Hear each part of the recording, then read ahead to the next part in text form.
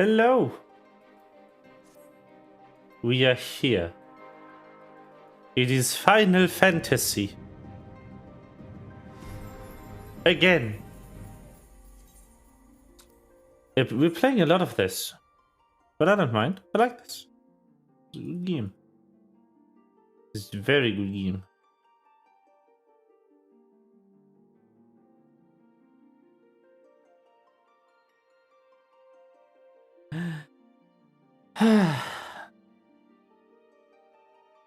Also very tired. Oh boy.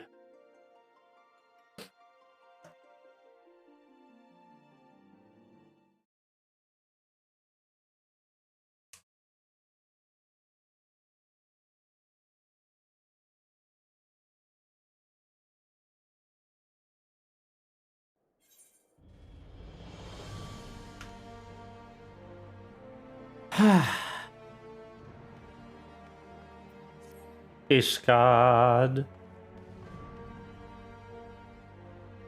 I missed Ishgard. For so long.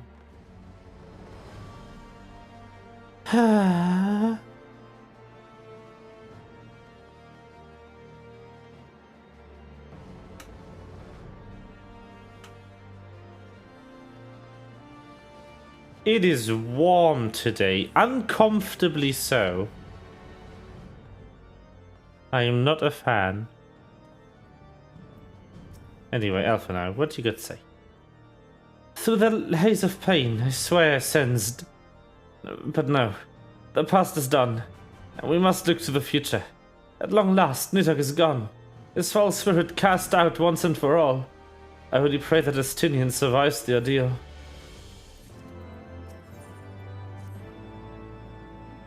The battle with Nidhogg's shade will beget many an epic ballad. And rightly so.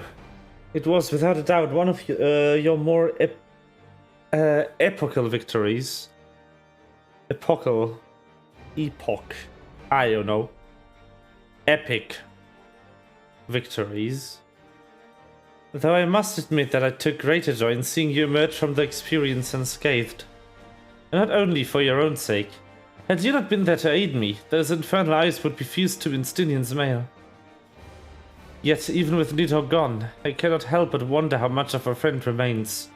Let us pay a visit to Lucia, and beg news of his condition. Okay.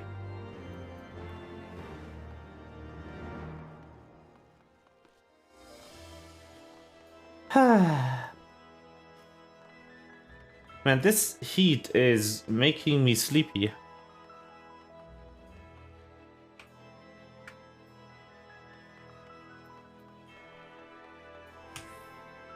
Oh boy. Hold on, I think I'm gonna turn on the fan.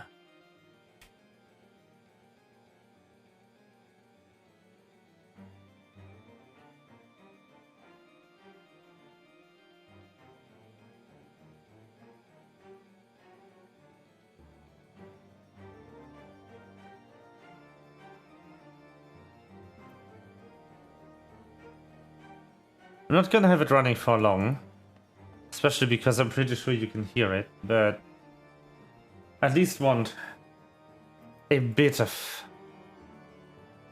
cold.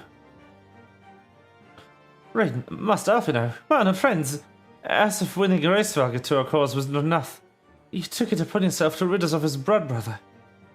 I know not how to thank you. My own contribution was hardly noteworthy. The true saviors of the day were Rain and Estinian. One triumphed over Nidhogg's shade through strength and arms, and the other through strength of will.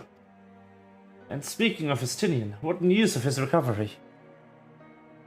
The Azure Dragoon was conveyed to the infirmary, where he now resides under the care of a hospitalier captain.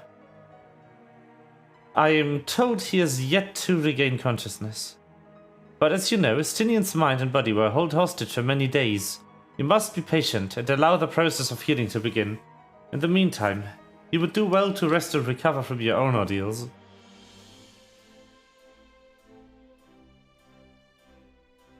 surely... Sir Emmerich is never long from Estinian's bedside, and will send word the moment there are any developments.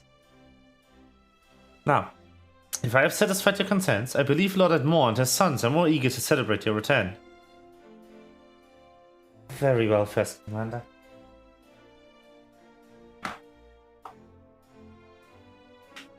Okay, that should have been enough fan to cool me down a bit.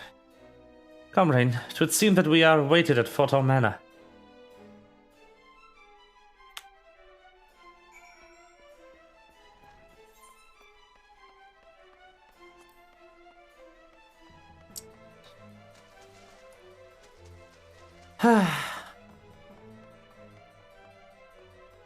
Good times. Good times.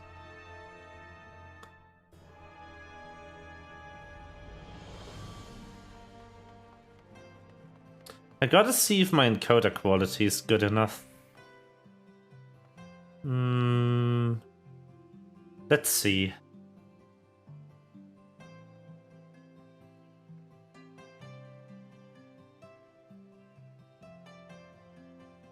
There is some issues here, definitely. Give me a sec. Let's try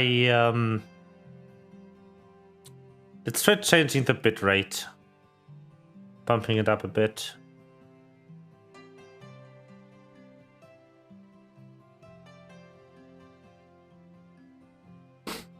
Okay.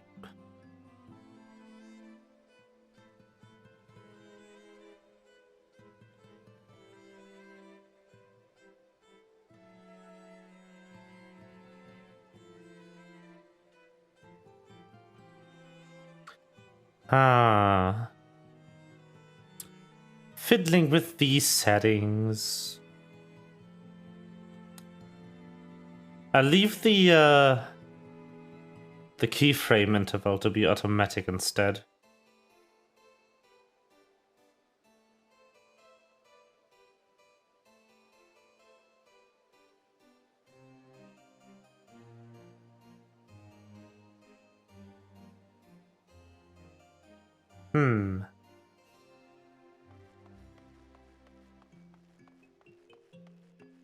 Seems quite alright, I'd say.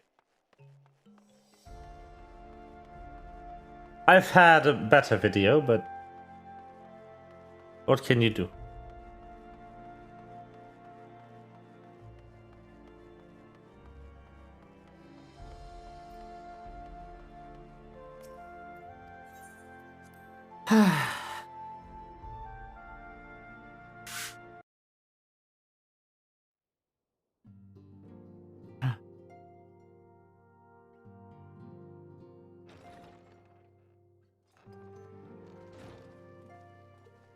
The heroes of the hour return.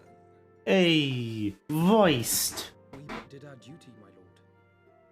It was the memories of fallen friends and not our heroism which saw us through at the last.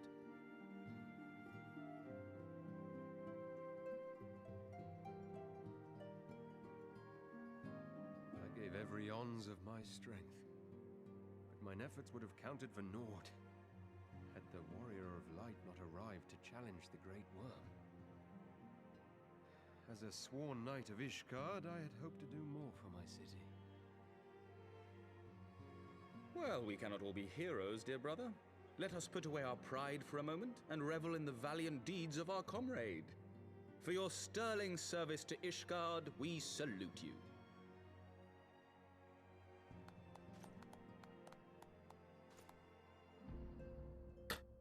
Yay! And while we're on the subject of valiant deeds, I believe I myself have earned some small measure of recognition. Under my watchful command, the ballistas of the Outer Ward struck down a veritable swarm of Dravanian invaders. Nice. My lord's command was certainly watchful. He bravely watched as the siege crews took aim, and continued to watch as countless wyverns met their end. Indeed, the ward's defenders proved so well drilled that my lord had little occasion to stop watching.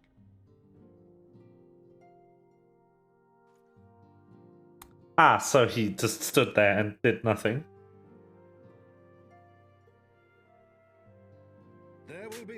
enough to determine who is most deserving of recognition later. Our friends are doubtless weary from their exertions.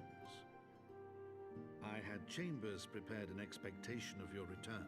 You are welcome to retire at your leisure.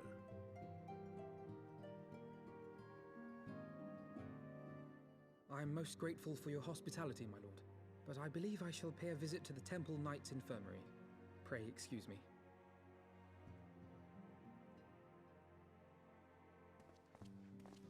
Oh, he's so worried about Estinian. Ah, poor Bean. Master Alphino has grown.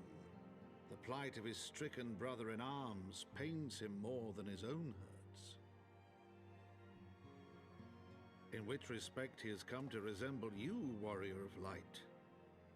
Go then, visit the Azure Dragoon, and grant him what comfort you may. I will. He more than deserves it.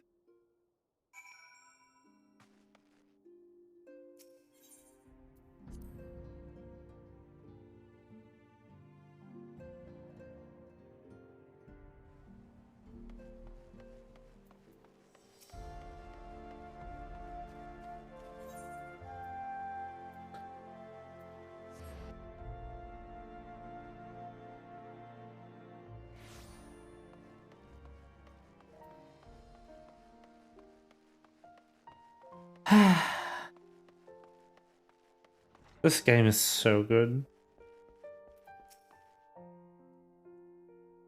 Rain, my friend, what can I do for the savior of Ishgard? You seek Master Alphino? He came to relieve me for vigil a short while ago. When he begged to sit at Estinian's side, I could not well refuse him. Though he would sooner faint than admit it. The boy must be exhausted by Raistlaga's trial and all that followed. Estinian is blessed to have such a devoted comrade.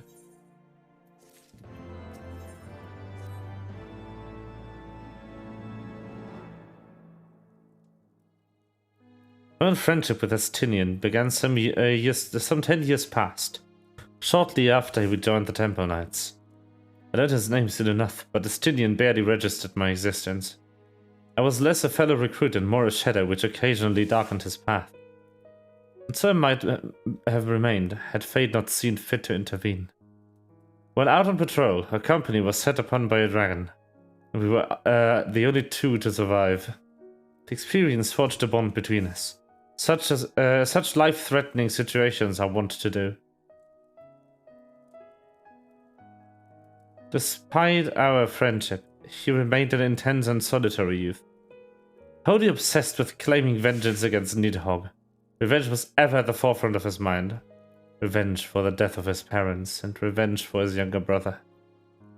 I would venture that in Alphino he sees something of a lost sibling, and in the ungentle childings of Estinian, Alphino has found the elder brother he never had.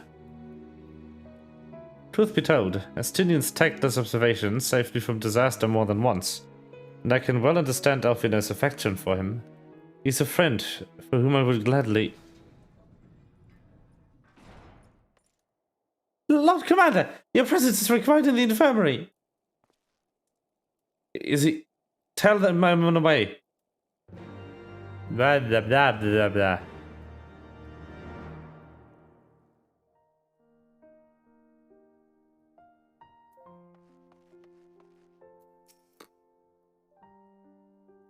Quickly, Ring, we must go to him. Oh, 1 second.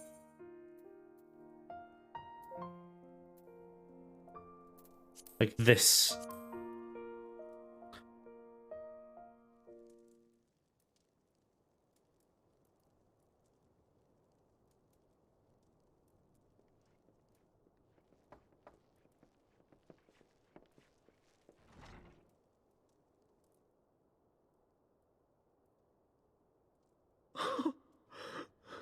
Estinian!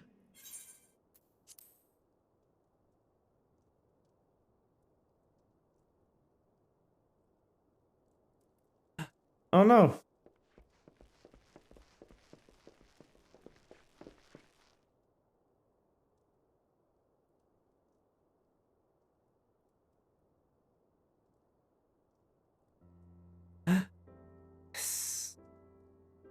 Cease your mewling, boy. It grates my ears.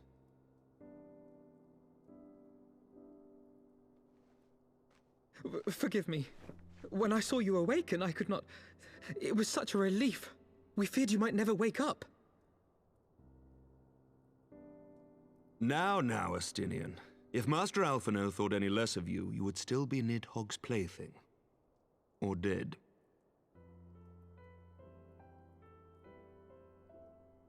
Aye, 'twas but a jest.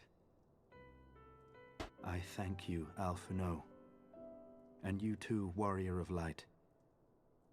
Quite how you managed to persuade Hraesvelgr to aid in his brood brother's downfall I cannot imagine. But full glad am I that you did.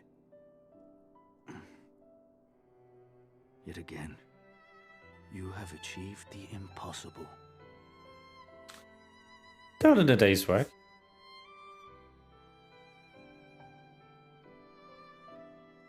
I, for my part, owe you an apology. When last we met, I did willingly loose an arrow at your heart. Can you forgive me? There is naught to forgive, Hameric. You but acted in defense of Ishgard as is your duty. Were you any less single-minded about it, I would not follow you into battle, nor trust you at my back. Besides, I had come to the selfsame conclusion, that I would have to perish for Nidhogg to be stopped. So let us dispense with the hand-wringing. I have heard enough mewling for one day. Oh! Oh!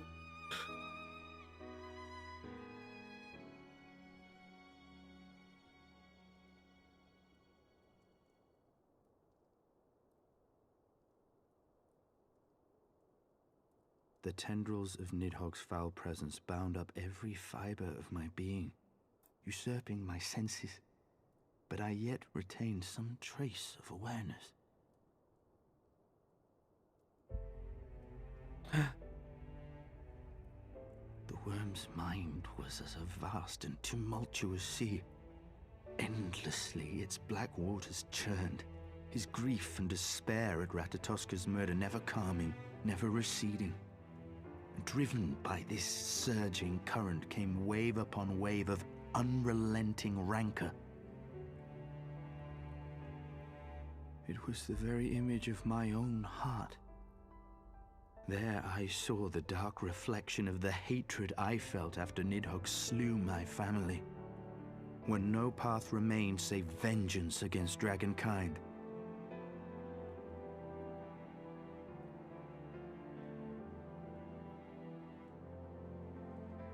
Neither one of us had a choice. But I was blessed with something Nidhogg was not. Comrades and teachers to console and admonish me.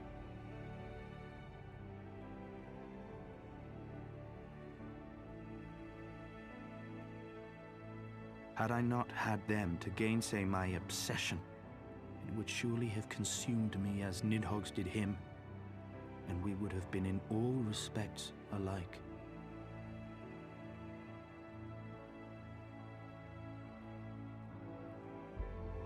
Though his shade is banished, his spirit scattered upon the sea of clouds, I feel no joy at his passing.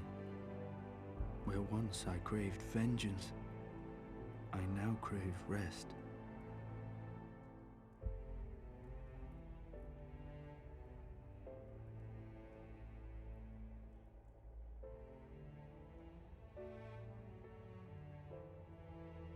Lord Commander, my hunt is at an end.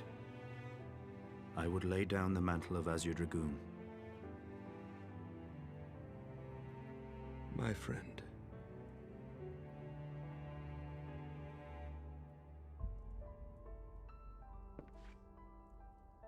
He has tired himself with too many words.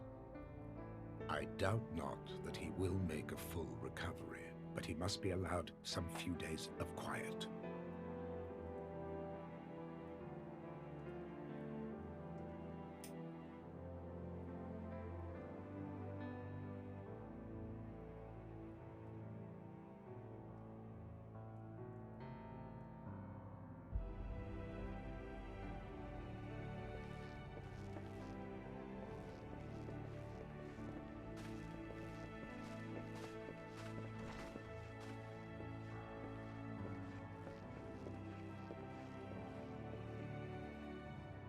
I too must see my path to its end.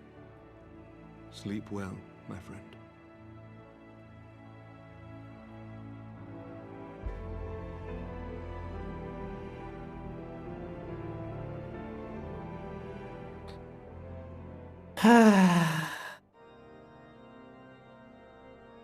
And so it's over. Following the battle with Nidhogg on the Steps of Faith, Sir Emeric called an assembly that he might make his final proclamation as acting head of state.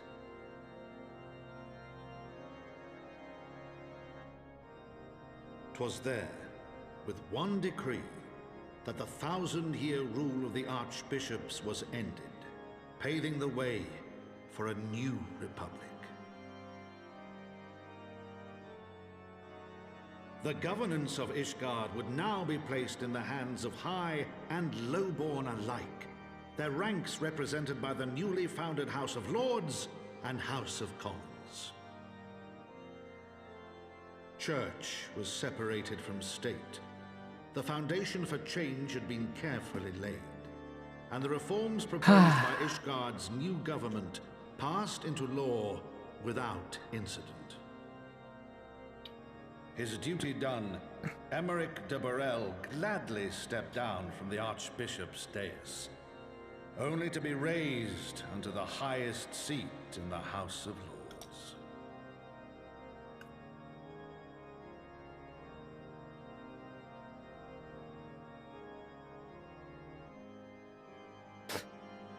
So he made them a Though he strove at democracy. first to refuse this honor, the unexpectedly strident voice of the Count de Durandare left him little choice but to accept.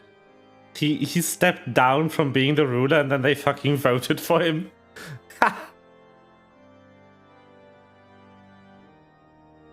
And so it was that the winds of gentle revolution came to stir.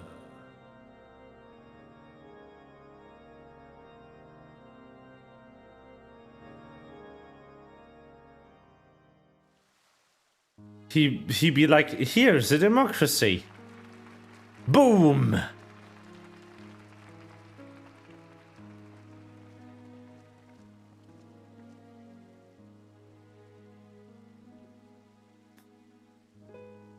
Prominent among the many honored guests at Sir Emeric's investiture were the ambassadors of Dragonkind, a fitting symbol of Ishgard's newfound peace.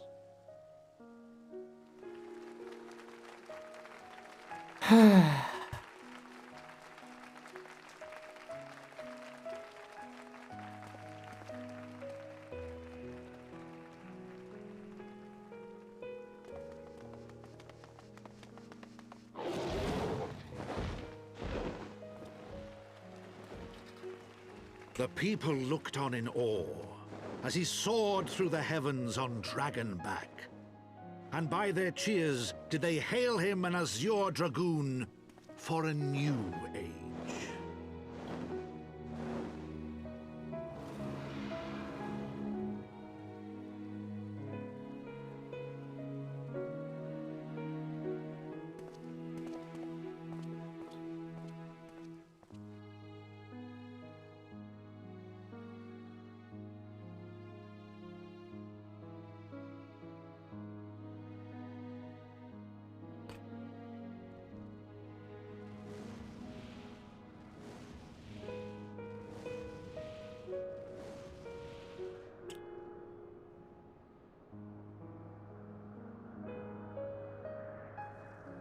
Thus were the notes of the Dragonsong rewritten, the din of war giving way to a rising litany of peace and hope.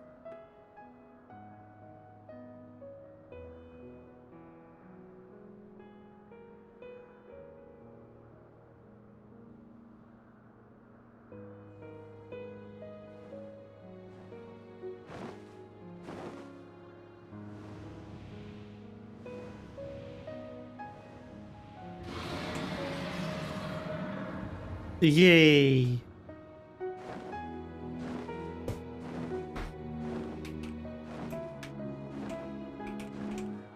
From the memoirs of Count Edmond de Fortot, Heavensward.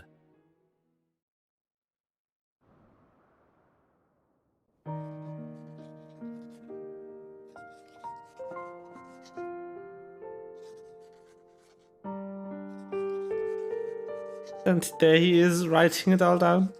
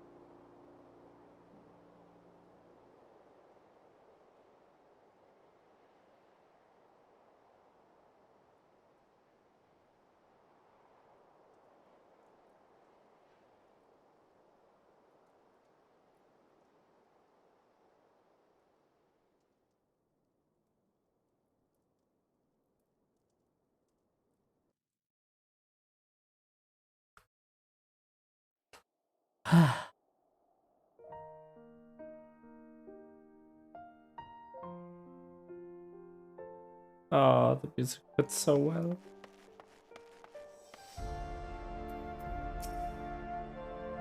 Hello. I was gazing out at the sea of clouds in an all too rare moment of idleness, when I chanced to behold a certain hero wending his way toward the city on Dragonback. Welcome home, Rain. Nay, 'twas no grave matter that moved me to greet you in person. Between you and me, I merely sought respite from the pressures of my office. No sooner do I surrender my role as temporary head of state than I am burdened with a position of more permanent responsibility. I fancy that it echoes in some small measure the way you must feel when your improbable feats of heroism are rewarded with still more impossible challenges. The myth which guided our society for generations lies in tatters. Am I then to be scorned for building upon the system of nobility that I once sought to tear down? What strange jest is it that places me at its pinnacle? An archbishop's bastard, at the head of the House of Lords.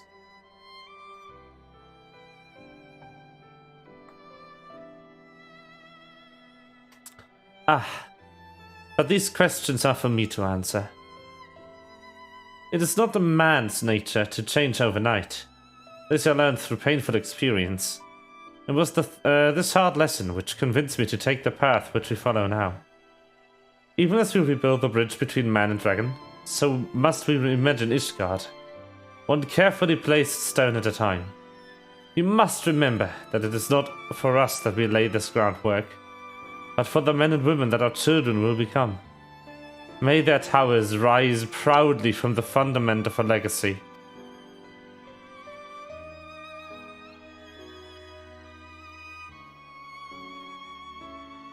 I hear word from Captain Whitecape that Astinian has vanished from his sick room. His willfulness survived undiminished.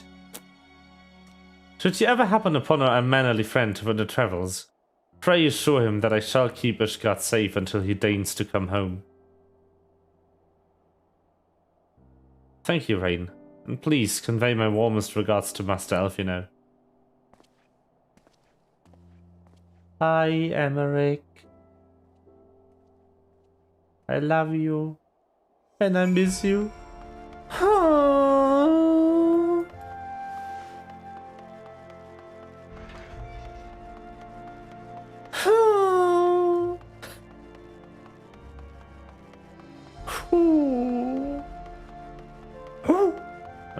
No. Still broken. No.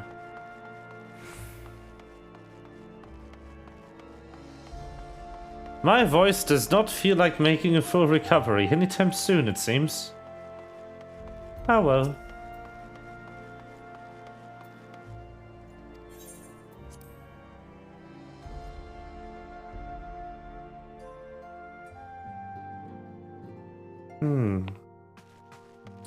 Alfino, you spoke with Sir Emmerich. I do not envy him his new position. Ishgard has chosen and road, but one littered with the death tree has suffered 1,000 years of broken faith.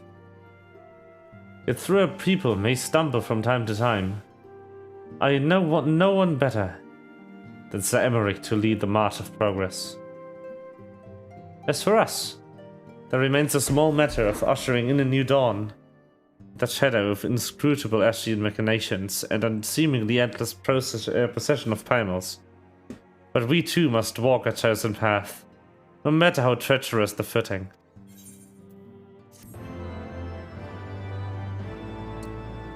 Indeed.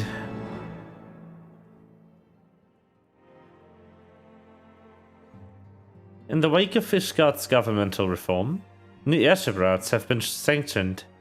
You may now travel to a selection of distant locales from the landing in Ishgard.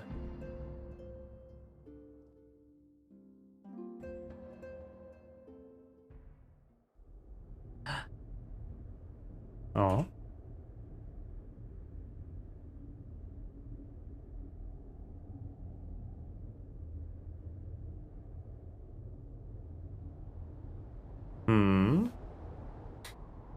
Who this?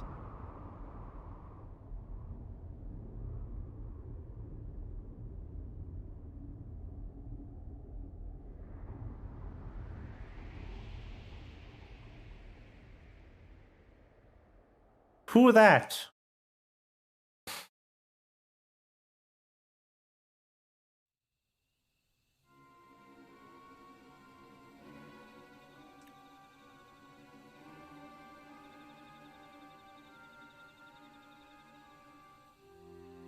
Thank you, Blanette. Nay, you need not remain there. We shall rendezvous at the usual place. All is proceeding as expected, then.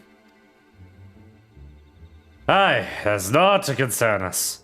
Aside from one overly cautious mouse, a curious mouse.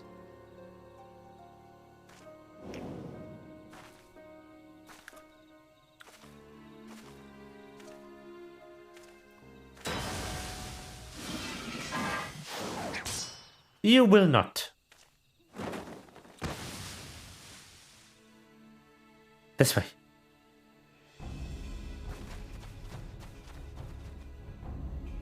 Him again.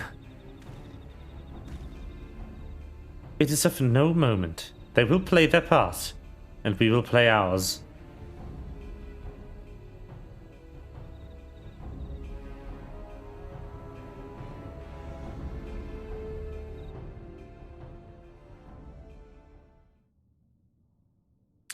And thus did grey mists give way to azure skies.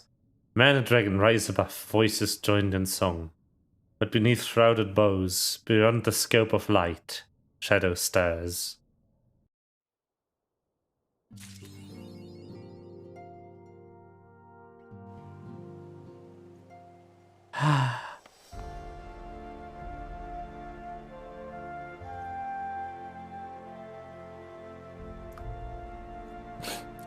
And that was the end of Heavensward.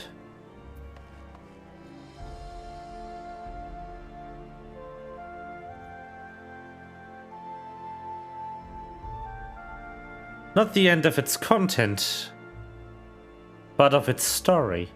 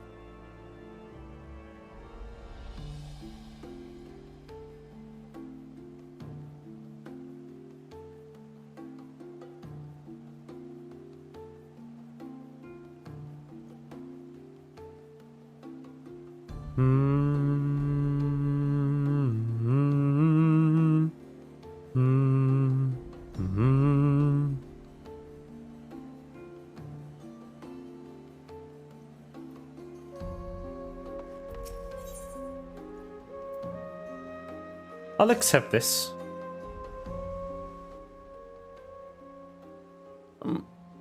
Master Ambria, you have come at a most excellent time. An invitation from the truly preeminent personage was delivered but to manner. But in a short while ago. Would that he had been present to receive it, but in any event, Semric de Burrell, Lord Speaker of the House of Lords, Lord Commander of the Temple Knights, and Viscount of House Burrell, cordially invites Master Ambria to dine with him at his estate. You seem surprised. The messenger assured me that his lord had broached the subject with you in an earlier date, when the arrangements for the peace conference were still being finalized. Of course, the intervening moons afforded little opportunity for leisure, but with the happy advent of the peace, 'tis plain that the Lord Commander sees no further cause to delay. What say you? I would, but I haven't the foggiest what to wear. Any thoughts? You would ask me? Well, I'm to sure that personal friend Sir Emmerich, you are at liberty to do wherever you deem appropriate. That said, when in doubt, a man of note could do far worse than an Alpine coat. At least that's what Lord Monolan has been heard to say. Ahem. When you are ready, pray report to the Astrologicum. A man of House Burrell shall be waiting near there to escort you to the rest away.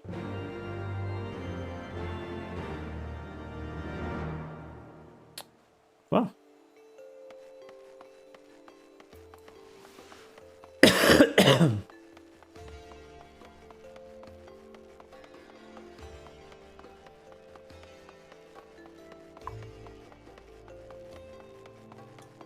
Here we are. Happily forward.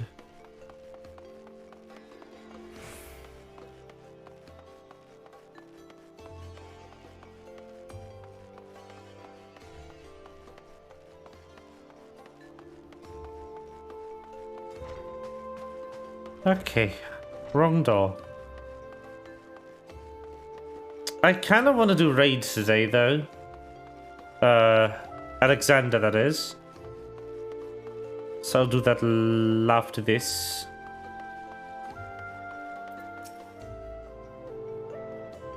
Greetings and well met, Master Ambria. I have the honor and the privilege to serve as head steward of House Burrell. Though admittedly your staff is somewhat smaller, and those of other noble families, being countable on one hand. Ahem.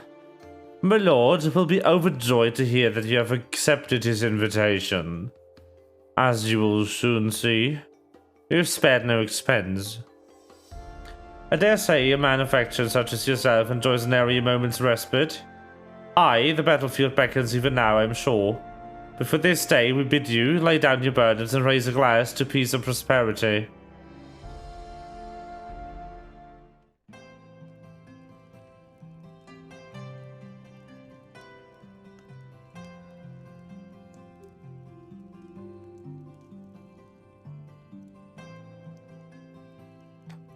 Food. Ah.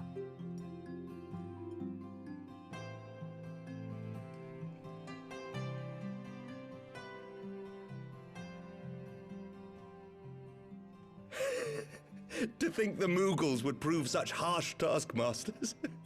Forgive me. I did not know you had suffered so in your quest for the horn. Ah.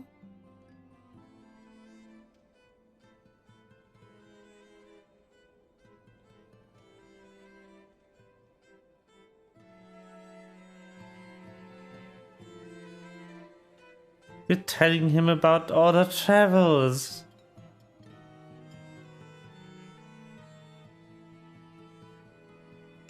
I must say, your spirited accounts always come as a welcome change from the arid reports which fill my days.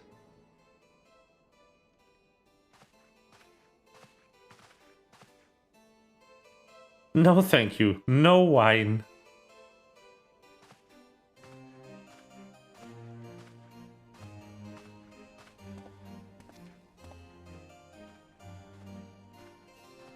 I've been ruined by wine twice.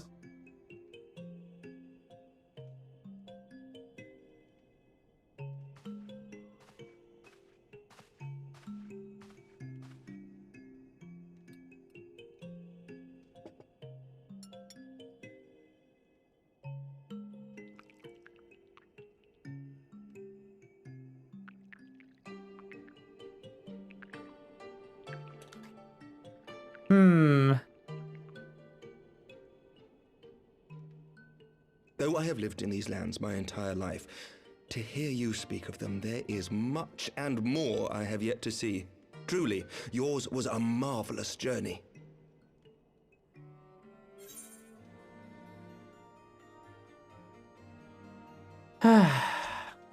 Why not join me for the next?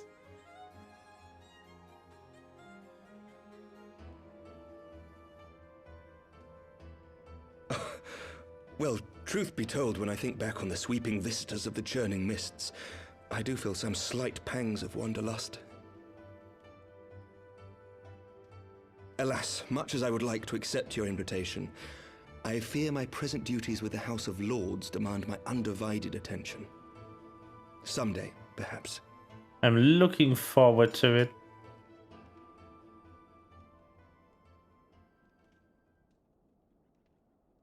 By your deeds, you have helped us to lay the foundation for lasting reform. The formation of the Republic is but the beginning, for it is not only our system of governance which must needs change. We, the people, must learn to let go of our hatreds and rise above our bloody past. I only pray that I live long enough to see us achieve some measure of success, that I might know the lost did not die in vain. I can still see you there on the steps of faith, striding fearlessly towards the worm. If you could do that, who are we to balk at the challenges ahead? Always happy to inspire, Emmerich. Always happy to The question of how best inspire. to strengthen ties with the other great nations of Eorzea has been debated at length in the Lords and Commons of late. As you may imagine, maintaining stability during this period of historic upheaval is our paramount concern. Nevertheless, we are greatly indebted to the Alliance for their support during the Grand Melee, and it would be remiss of us not to repay their faith in kind. Of course, we owe you the greatest debt of all, and it is my hope that in extending our support to you and the Scions, we might also express our gratitude to our neighbors, nay, our fellow Eorzeans, whom we pray you will continue to protect. The Lords and Commons agree on very little, but not a soul in either house begrudges your order this offer of patronage. For all you have done and will do, we thank you.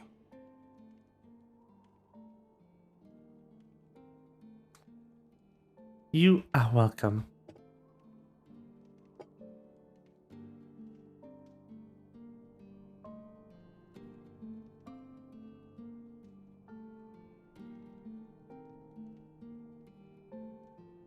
Oh no.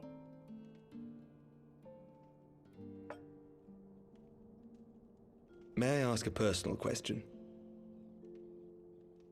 Now that the dust has settled, what will you do? Not as a scion, I mean, but what do you want for yourself?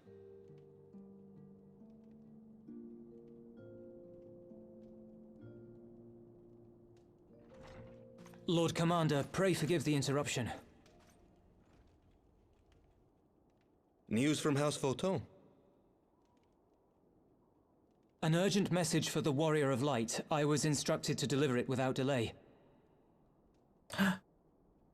Master Thancred returned to the manor a short time ago, bearing an injured maiden. Master Leveilleur and Mistress Tataru are tending to her wounds, but they like not her chances.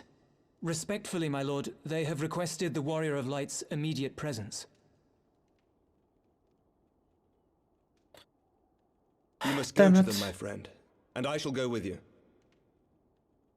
The food. I was eating. Come on.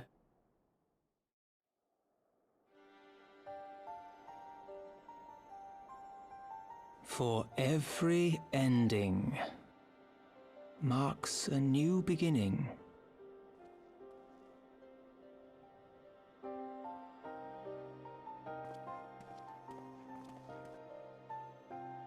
From tragedy and sacrifice, we rise to greet a new dawn, as did he. Oh, goosebumps. It's the best framing device.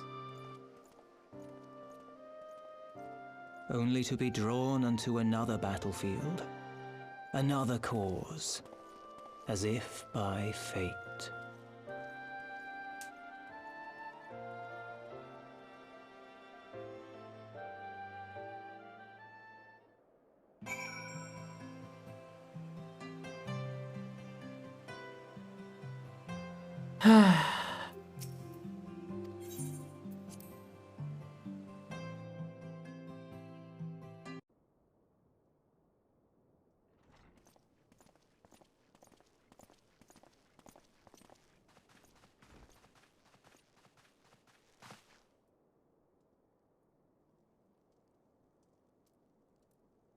Yes. She is. Is that... Alize, Alphinaud's twin sister. She ran afoul of the Warriors of Darkness. I had been tracking them since the ceremony at Falcon's Nest. Little did I know I was not the only one. Evidently, she had learned of their activities and attempted to shadow them on her own. Poorly. I rescued her in the Twelveswood, and together we fled north. But though I made every effort to cover our tracks, they caught up with us on the Ishgardian border. And in the ensuing struggle, Alize took an arrow to the shoulder. 'Twas only after we had made good our escape that I realized it was poisoned.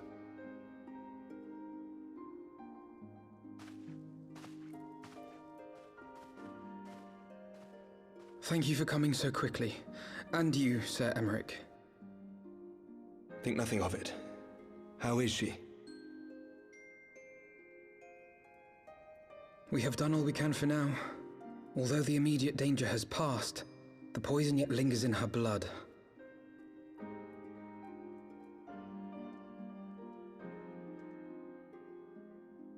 We came to Eorzea together, hoping to bring salvation to the realm our grandfather gave his life to protect. But when confronted with the bitter realities of its politics and its petty powermongers, she was driven to anger and to doubt.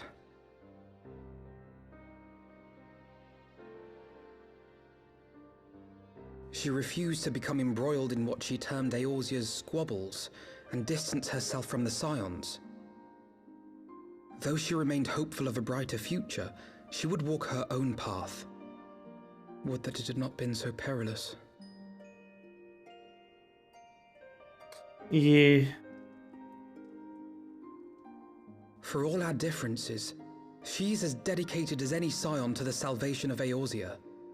But more than that, she is my sister. To be reunited with her, only to lose her forever. Gods, even to speak the words. Take heart, Master Alphinaud.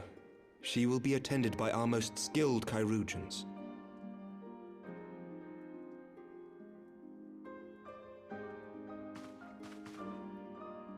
Bear Mistress Leveilleur to the infirmary at once. Apprise Captain Whitecape of the situation, and inform him that she is to be treated as my personal charge.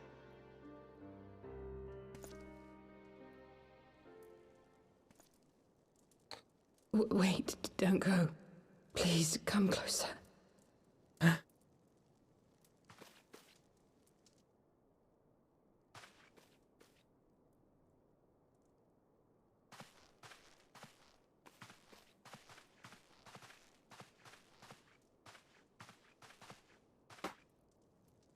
The Warriors of Darkness are in league with the Ascients.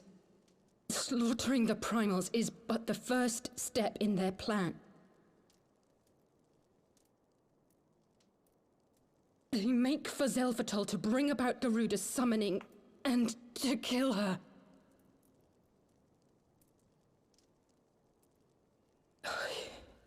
You must stop them.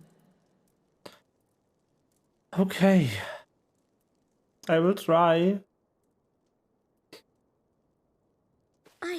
I shall inform the others at once.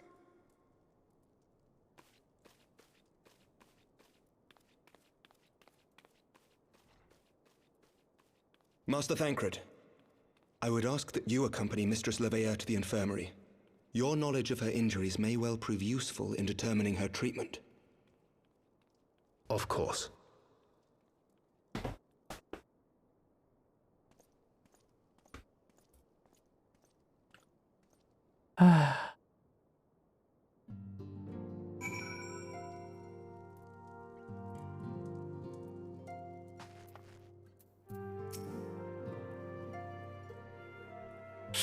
Surely they won't let her...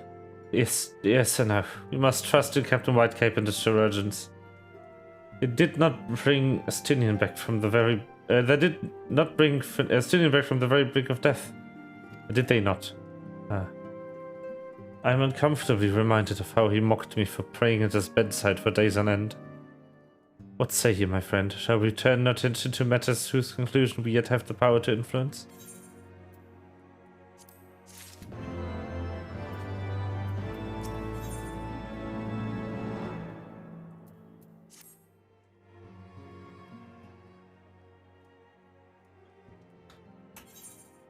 So the Warriors of Darkness and the Hassians are conspiring to bring about the Garuda summoning, that they might put her to the sword.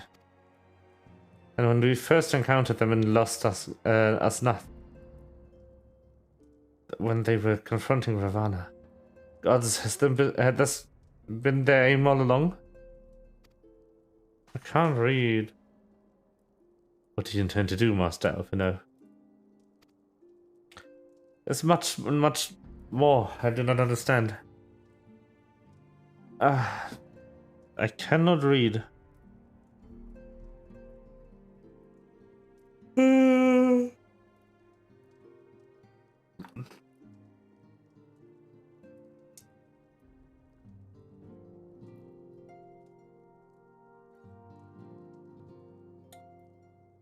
There's much and more I do not understand, but I know this. A primal summoning cannot be ignored. Alisaie risks her life to uncover this plot. We squander her gift at our peril. Rain, will you accompany me to Salvatore and might help me stop the Exalt's ritual?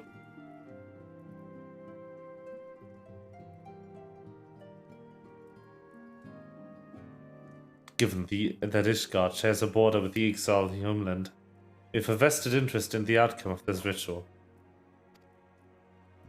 We have been willing to suffer the Beastman's intrusions into Kurtha's lands to a point, but the summoning of a primal is an escalation that we cannot abide. You shall have a fastest airship, Master Alphino. The mountains of Salvatore are not easily traversed. This endeavor demands all haste. The gesture is most appreciated, Sir Emmerich, but I fear an aerial approach is destined to fail. It is their homeland, after all, and Exali dirigibles are not to be underestimated. No, experience tells me that the only conceivable approach is by land. Believe it would be wiser to cross into Salvatore by the way of Mountain Pass east of Camp Dragonhead. In that case, I shall send instructions for a contingent of the camp's knights to be placed at your disposal. They will secure your safe passage through the mountains and escort you hence to Salvatore. Though my men are unqualified to confront a primal, they are more than capable of contending with the Exile. We should be glad of their assistance, Lord Admiral. In the event that Mistress Alisaie regains consciousness, we will share with you an additional information she may provide. May the Fury watch over and keep you safe. Then let us be off. We can procure any additional supplies we require in Camp Dragonhead.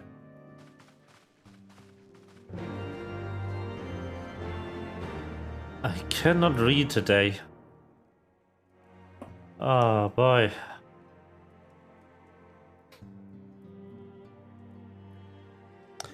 I'll take a short break.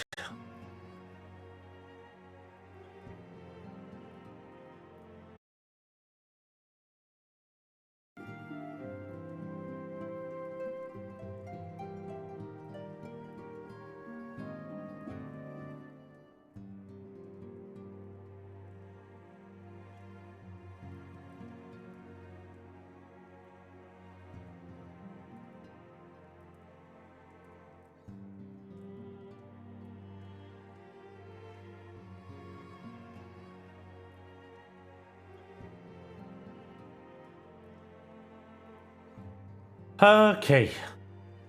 I have returned, and it's raid time. Alexander! My script didn't work. Whatever.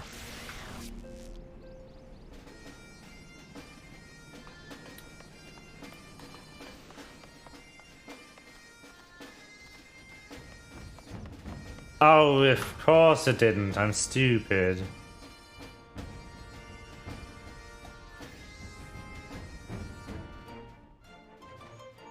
Hold on.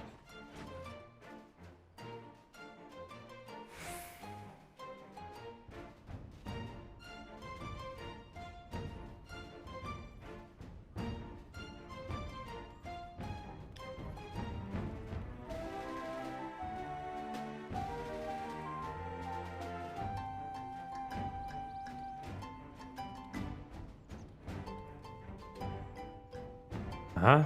Uh-huh. Uh-huh.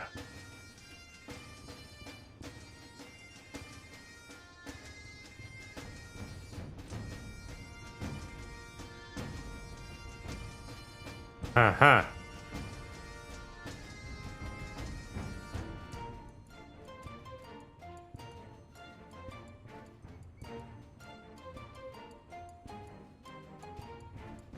Okay.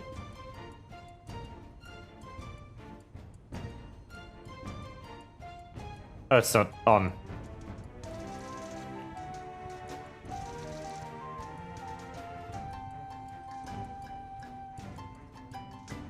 Try again. Link. It's 4455.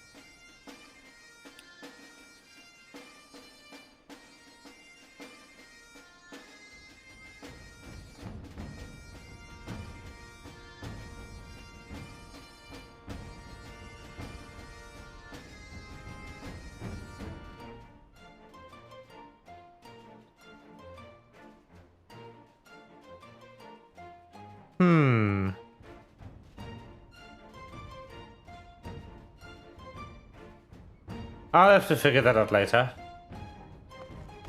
Where is the quest again?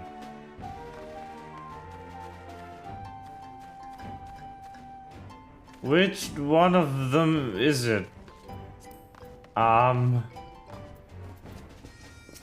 Is it you? Yes. That's the one. Let's go.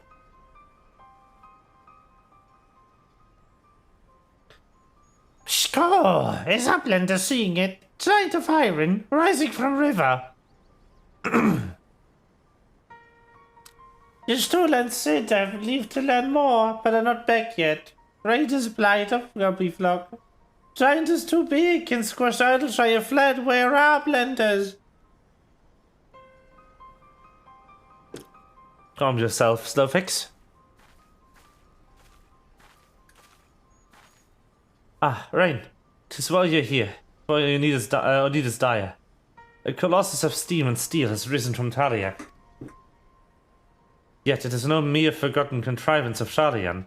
The result of the etheric disturbance confirms that it is a primal, and that it was summoned amidst the ruins left from the river to reclaim.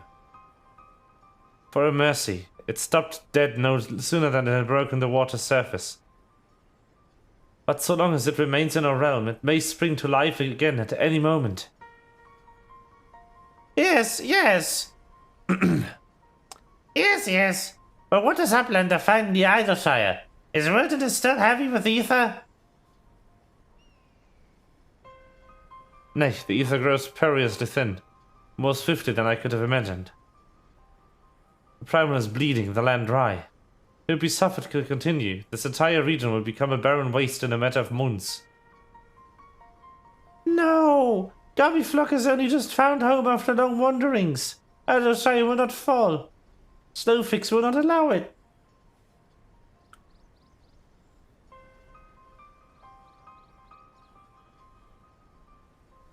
And nor will we. I have already spoken with Alfino, and he concurs that we Scions of the Seventh Dawn must do all in our power to eliminate this threat. Yet given its size, I deem it wise to attack it from two fronts. Our first and most obvious recourse is to keep our foe in check with blade and magic, much as we have done with other such adversaries. Second, I propose that we attempt to cut off the flow of ether which sustains it, mayhap by physically separating the primal from the land. If we are to be rid of the Colossus, I think the later cause more promising. I mean to enlist Master Matoya's aid in pursuing it, yet such things take time. Thus I have asked Master Garland to remain here and keep watch over our foe. Given its apparently mechanical nature, his expertise should prove invaluable to you. To you, I say, for I would leave the fate of Ethelshire in your hands. Should the primal chance to stir ere my return, you ought to join Sid in repelling it. An unenviable task, but one for which you are singularly qualified. Singularly. Rest assured, I do not mean to linger with Master Matoya any longer than necessary. The moment we find a solution, I shall make haste to rejoin you. Well then, let us be about your duties. I will leave you to discuss strategies with Sid. Pshko! Beckrix is keeper of knowing to Idleshire. You can say where Sid has gone. Our blender should start with Beckrix. Okay.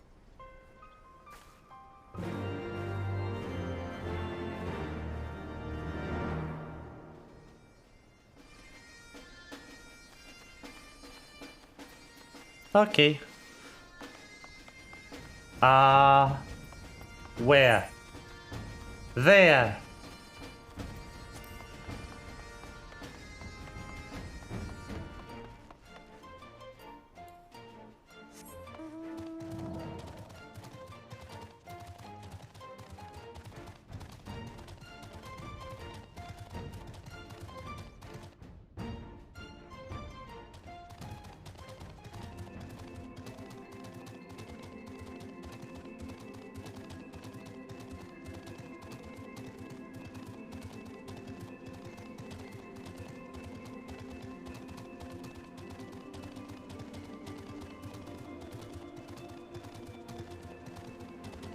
Okay.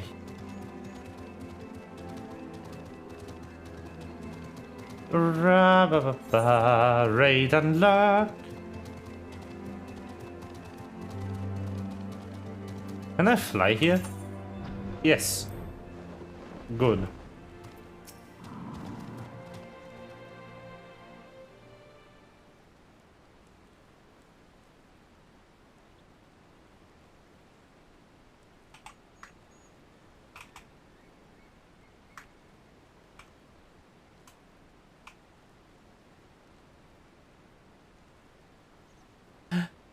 Beckrix is keeper of knowings and lighter. What does our blender wish to learn about? Our blender comes in search of Sid, yes?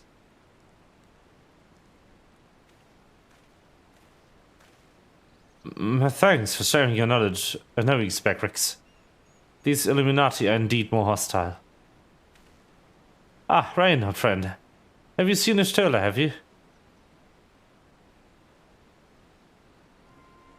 Drained of all ether in a matter of mere moons. 7 hells. How much power does that thing need? Too much. Plenty. Well, it sounds as if we have earned an urgent dismantling job on our hands. From what Beckrix has been telling me, the Illuminati are the most likely culprits.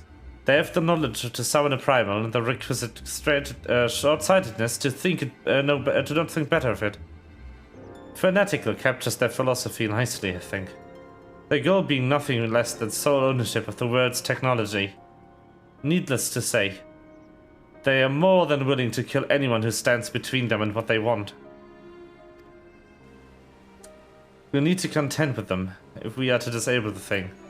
For the task itself, simply destroying whatever serves as its engine should do the trick, assuming it is in fact mechanical. But before all that, we'll need to find a way in, though yet another bloody barrier. Skull! Barrier's not new. Rose up 3 years ago and ground made at Silver Shakes. Ruin was freed from riverbed then. Roundrocks was there, saw with own 2 eyes. Roundrocks? Sorry, who is... Daughter of Slowfix, Roundrocks loves junk more than other gobbies. was collecting them and is playing now. Look. Score! Shiny Jangan, Sparkly Rocks, Bippy Bobs, and Whirly Cogs. I'm sorry for interrupting, Roundrocks. I need to ask you a question. When the ground shook 3 years ago, did something come bobbing up to the river's surface?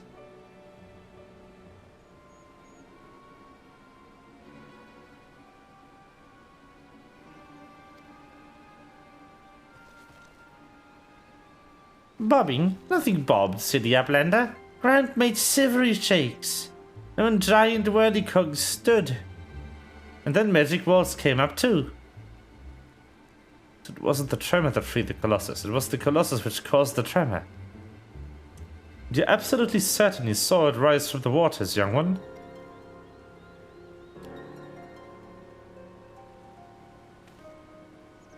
Seven else. I think someone tried to and failed to summon it 3 years ago. But was it the Illuminati or... Score! Rayflux comes to trade tongue flaps, Uplander.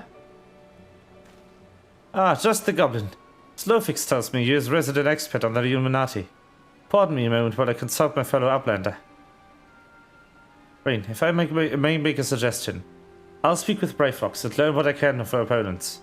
In the meantime, could you investigate the Colossus itself? Biggs and Wedge are near where Sand landed on the shore of Taliak. Join them and see if you can find any way inside the machine. Oh, and good luck with that barrier.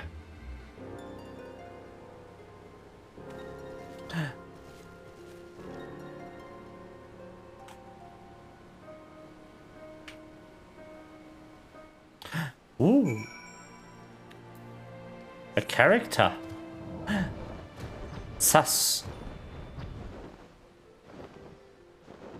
A sussy person.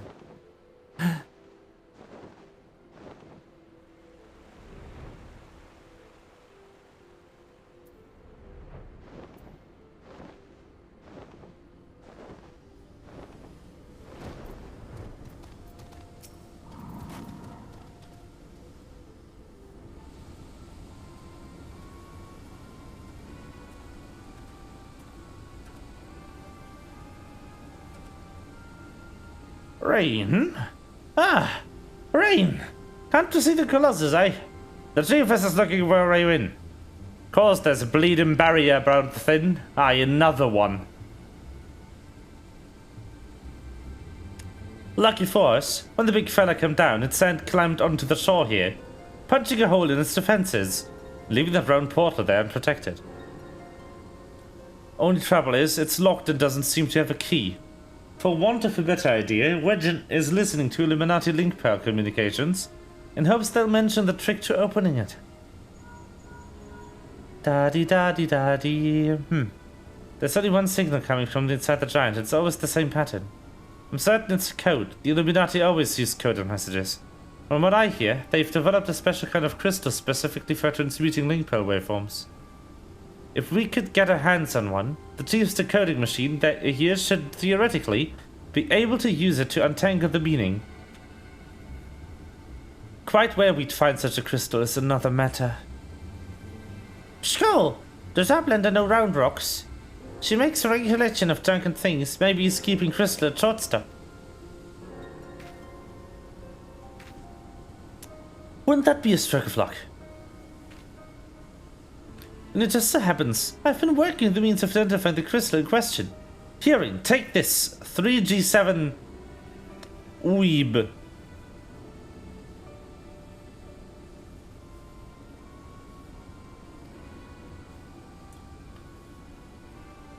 Sprinkle the powder over the so-called collection and look for anything that glimmers. It should contain the material we need.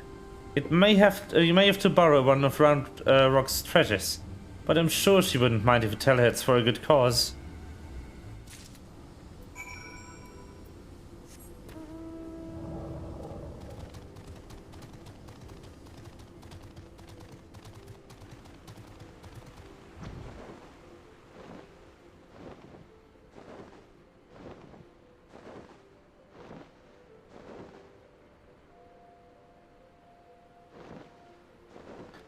Glitter.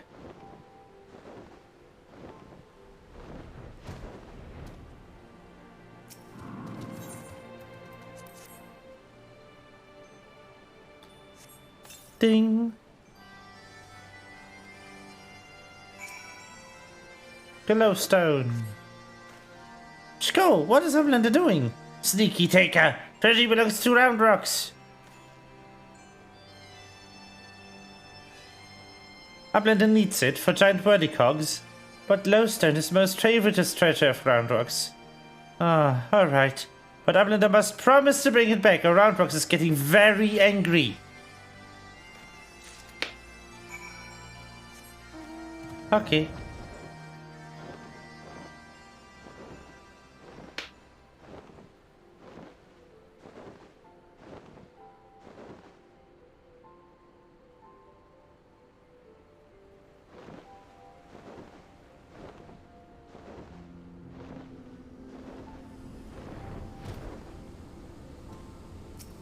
Who this? Ah, rain! No bends, I see. Oh, no reason. Tell me, did the powder reveal anything?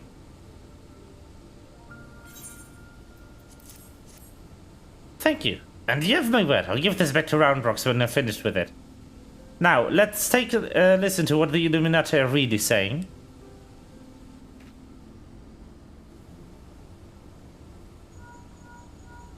Goodness.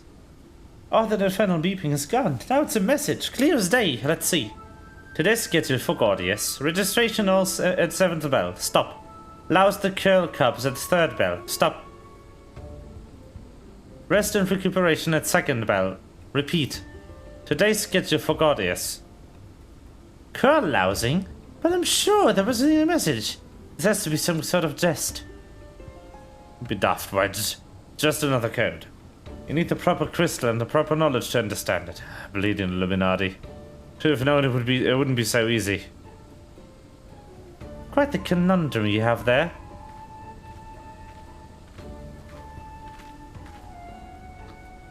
But your lucky day. I'll crack the code, assuming we can come to a little arrangement. I'm a treasure hunter by trade, and there's a certain something I want inside the giant. I'll help you get inside. Charmed, I'm sure. You are aware that the interior is almost certainly swarming with Illuminati, yes? Why do you think I came to you? There's strength in numbers, friend.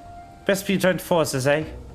Now, the words you intercepted are largely gibberish, but paired with these numbers, well, you see 7 stop 3 stop 2. You, the big one. See the pipes atop the hatch? There ought to be a valve up there, and with a hand wheel. Imagine there's a clock and try turning it right to 7, left to 3, and then back to 2.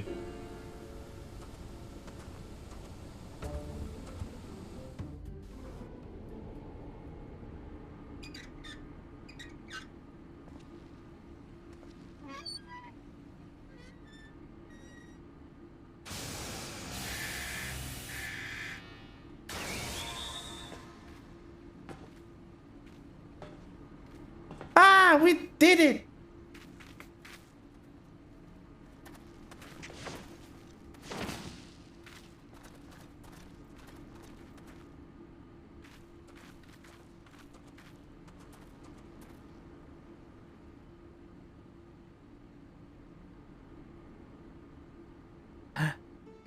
Ooh.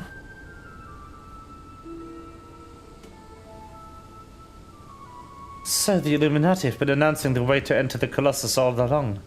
Strange. Well done for cracking the code anyway.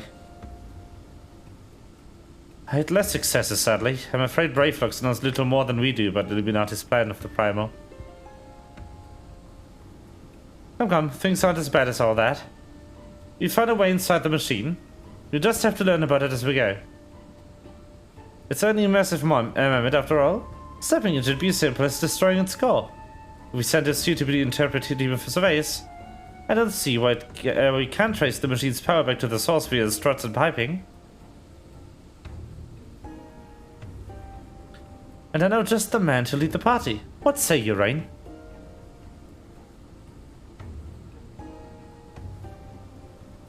What of me, Peter?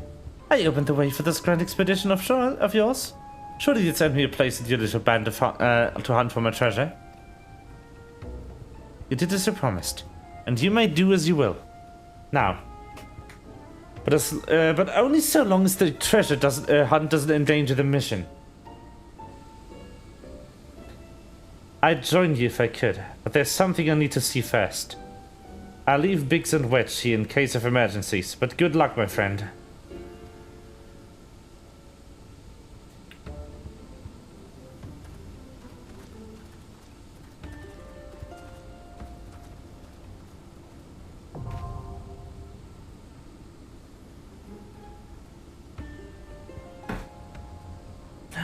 You now have access to the Fist of the Father. Guardians can be accessed via the entrance of the Maker's Quarters.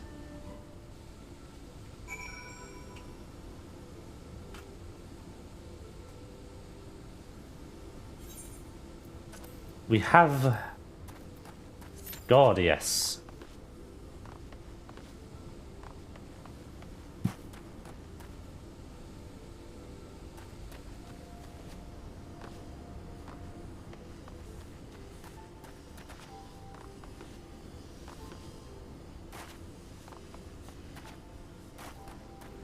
Big machine.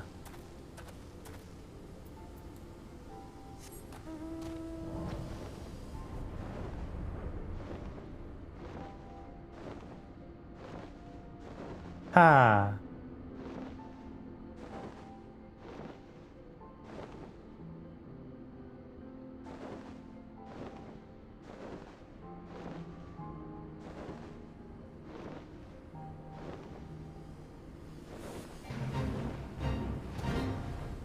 Fate, just randomly.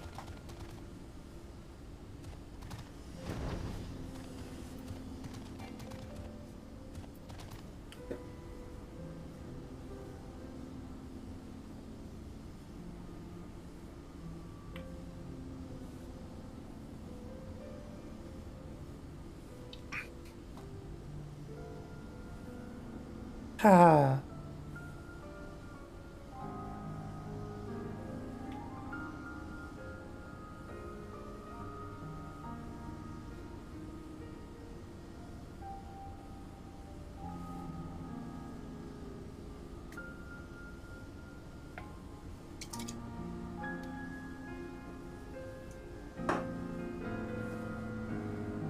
Okay. Let's wait for the queue, shall we? Though we could go to Dragonhead in the meantime. I don't really want to. Because that is also just an unlock.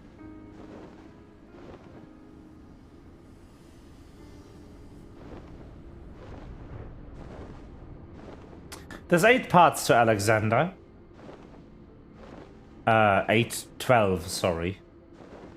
12 parts to Alexander. We're about to do the first.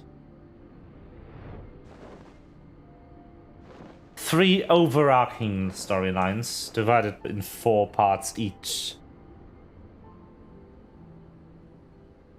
Which will be the pattern for all raids to come. They all work like this. 3 times 4.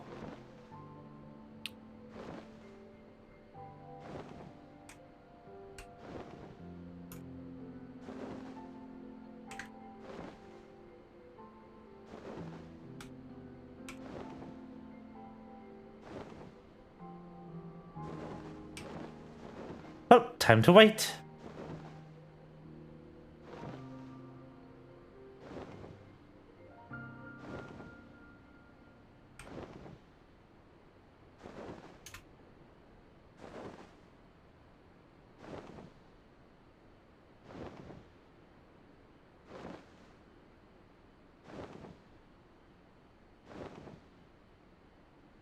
Da da da da da da da da.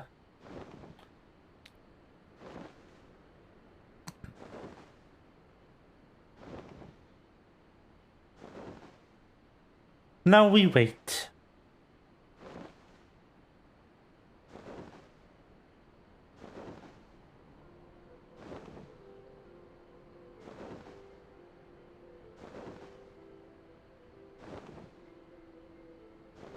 I'm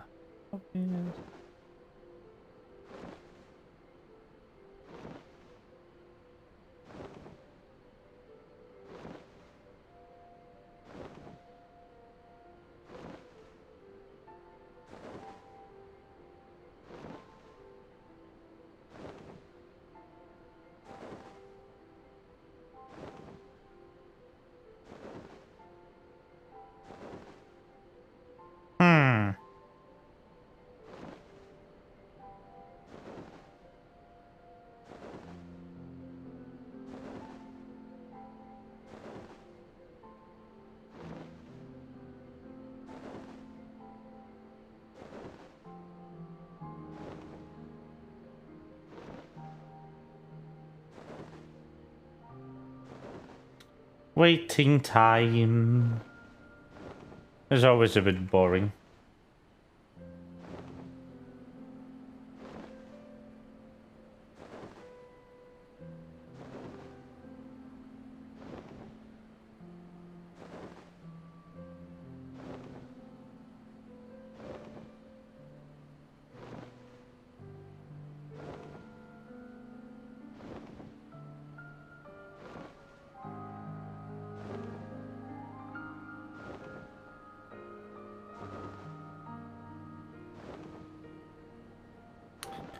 Come on.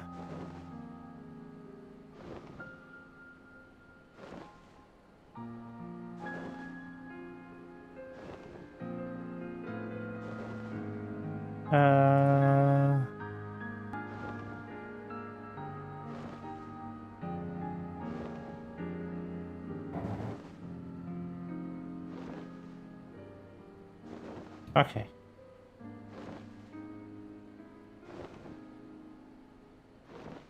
Yes.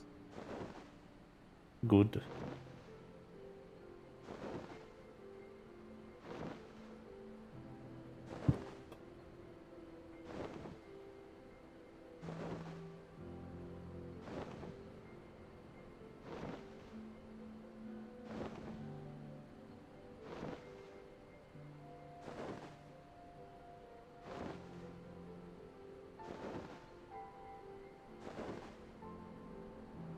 Where do I? Ah, there it is. Okay. I'm doing a thing while we wait. No need to worry about it.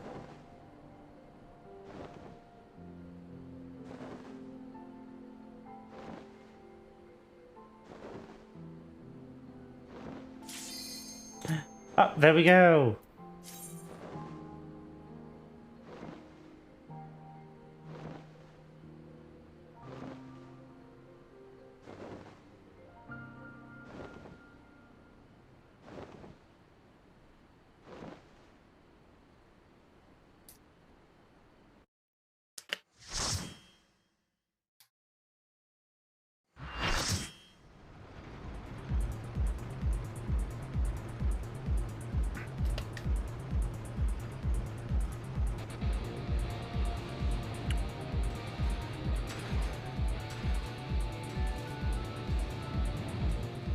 Good music time.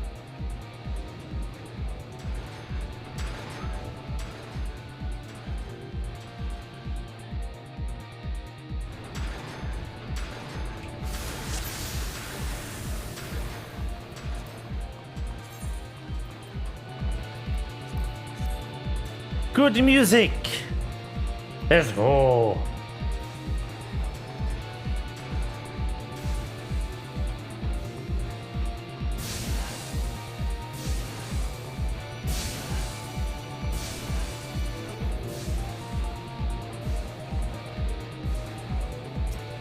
Add.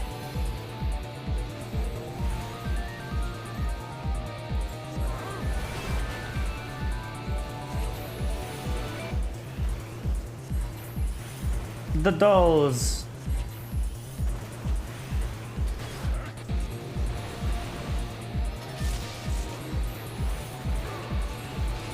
Die, Faust.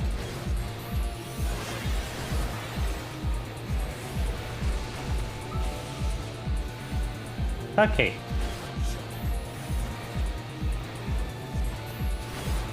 I basically just keep hitting the big guy. That should be enough. Ah. Unfortunate. Yes, it was enough. Let's go.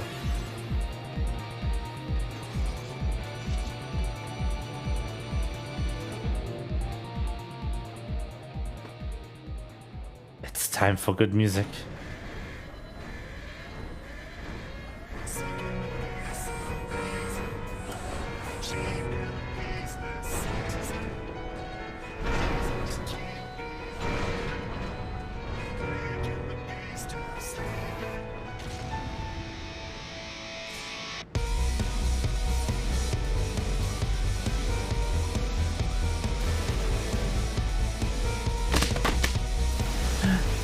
It's Kakuin, you came in the perfect moment. Oh my god.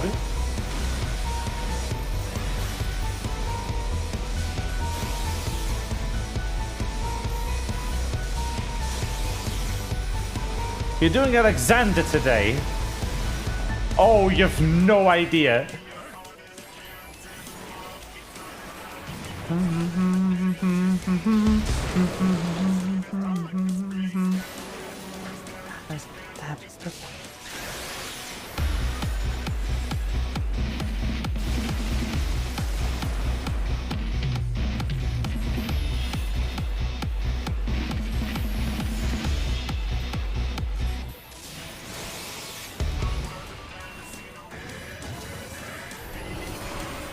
Honestly, louder.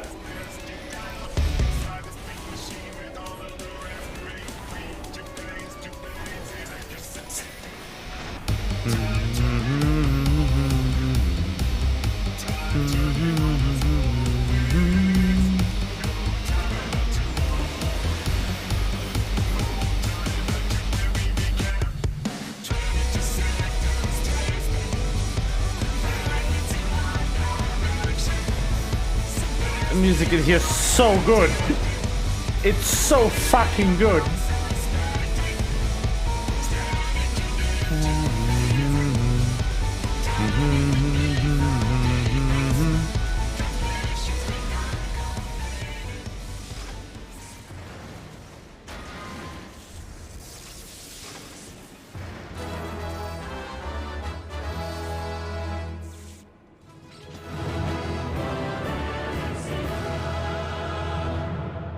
I keep getting items and I'm... Yeah. Really? They opened and left? You fucks.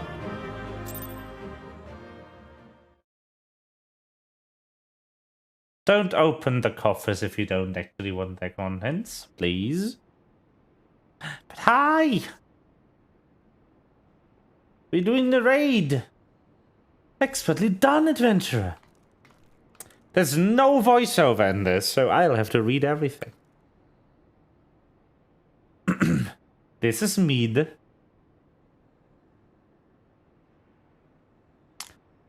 Well, what have we here? Loot.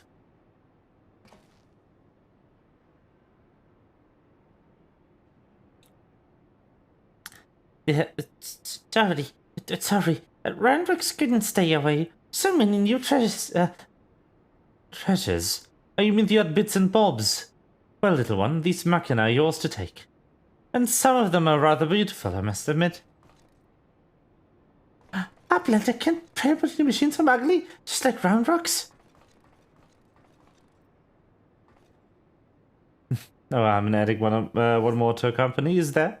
I'll keep an eye on her.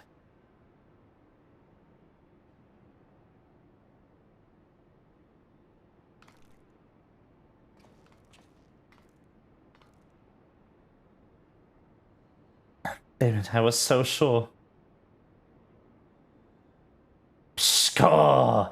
Uplanders are unwise to come, but most of all is Treasure Hunter. What she seeks is not here, not in all of Gordius.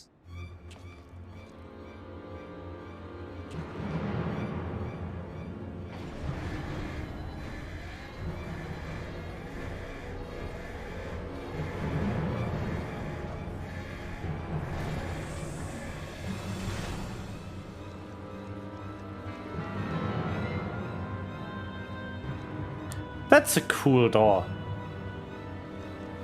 Door. Cat.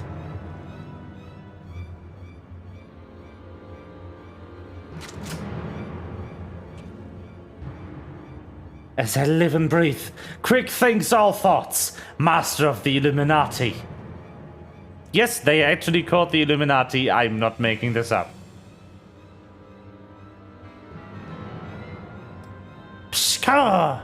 Kirby's are backstrapped with doom dust. Uplander shoots. Everybody kabooms.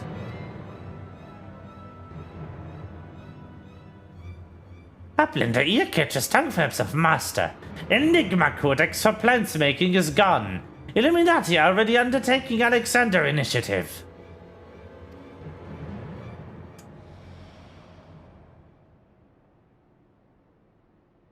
Pshko! Foolish Gobby! Secrets are kept silent! Tankflips never traded with outsiders. Has Quick Things not ordered so many times? Master, forgive nice making of Emptiad. Gobby did not think. Please, Gobby will take any punishment, just not worst one.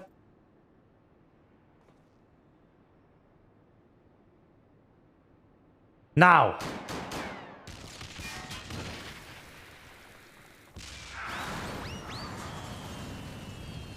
What? On what? Uplanders shooting Gobbies. And Boomdust does not harm Uplanders. Blood, Uplander blood for fallen Gobbykin.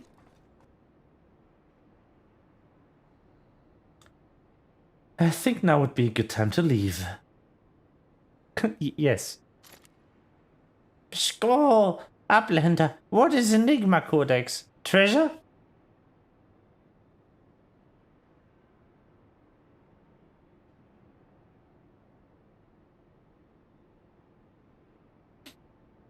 Yes, young one, my treasure. Whee!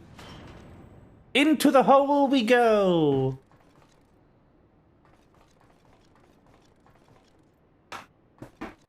Whee! Yes.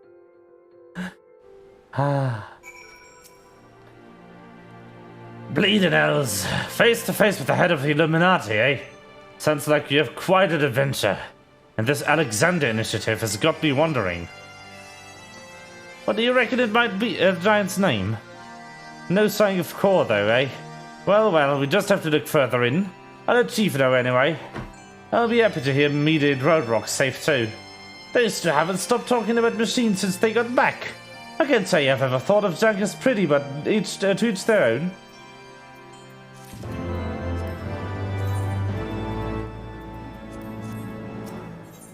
Loud.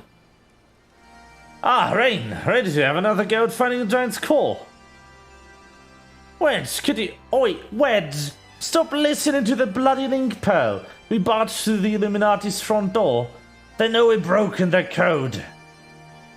But we've just this moment intercepted a new communication. If you'll give me a moment too. There, it says, death to Uplanders, death to Uplanders. I think we may have started a war.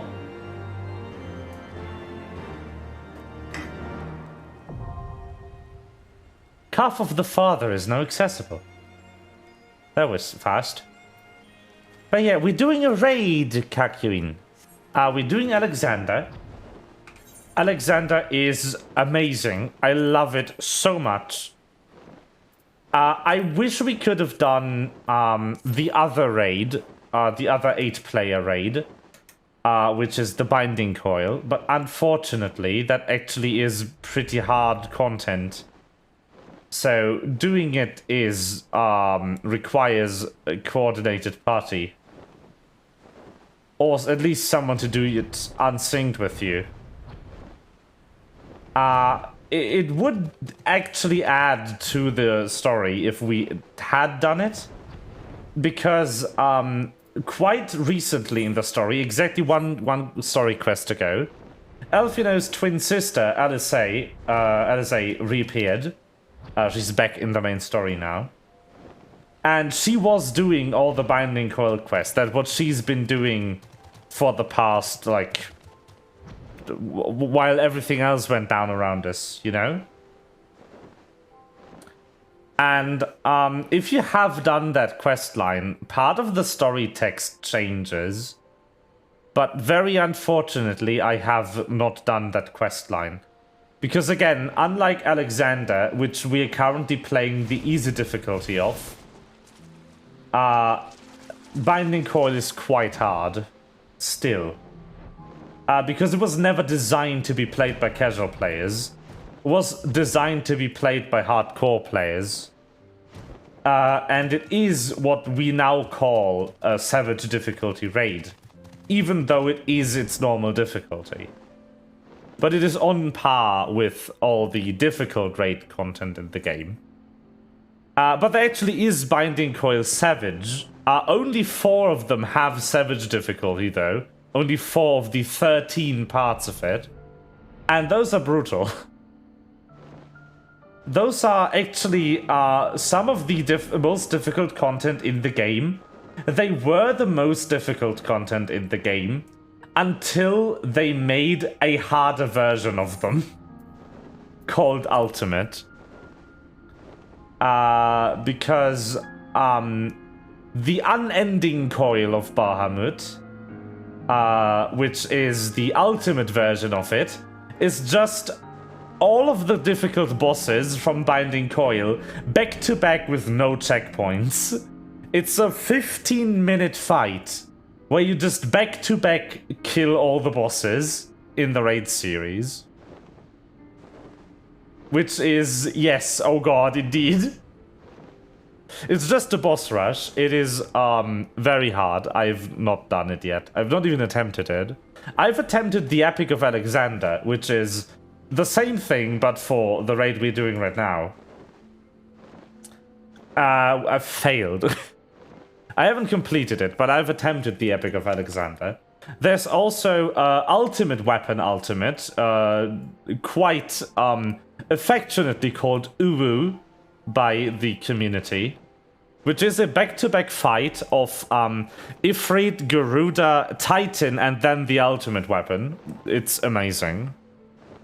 And then quite recently, in fact, about half a year ago, they added Dragonsong's Reprise, which is, and I can finally tell you this, because we finally passed that point of the story, is an alternate timeline where you save Orshafor's life.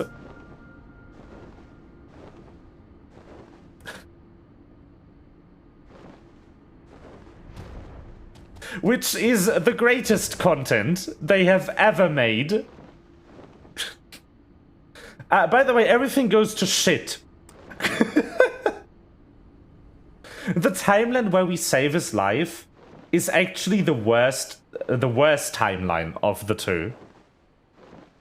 Because there's no urgency for us to stop Thordan, and when we do get there, too late, and we are on the brink of defeating him, we actually spare his life, because we have no real reason to kill him, because he didn't kill Orshafor. And then everything goes to shit.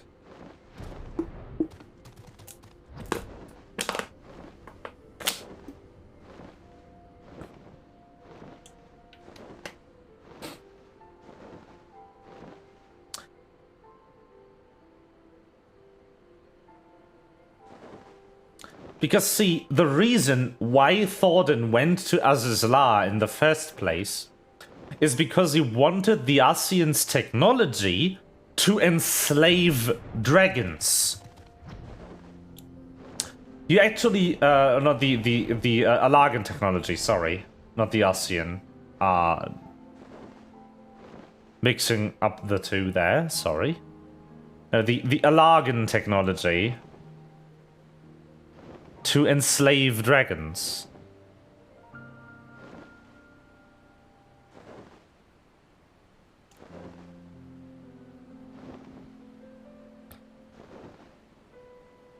And the thing is about that,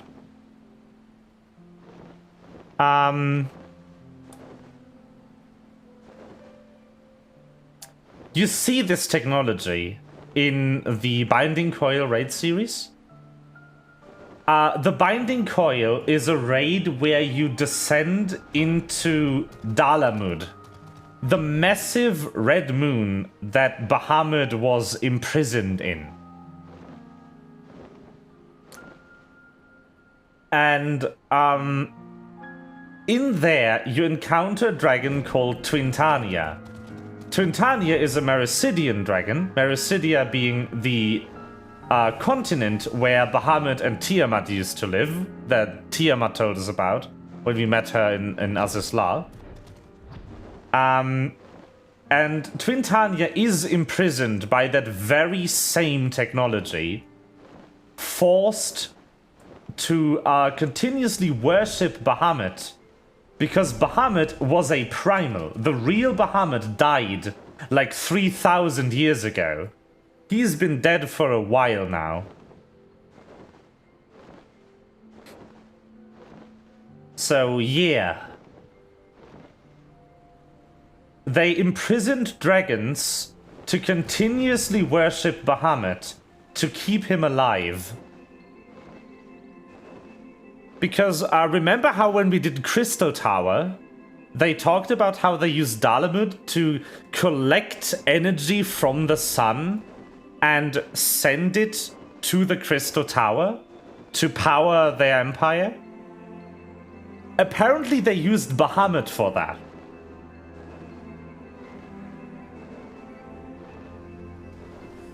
Apparently Bahamut was a central part of that technology. And yeah, it's a bit complicated. Again, it's a raid I want to play eventually, but I don't know exactly when.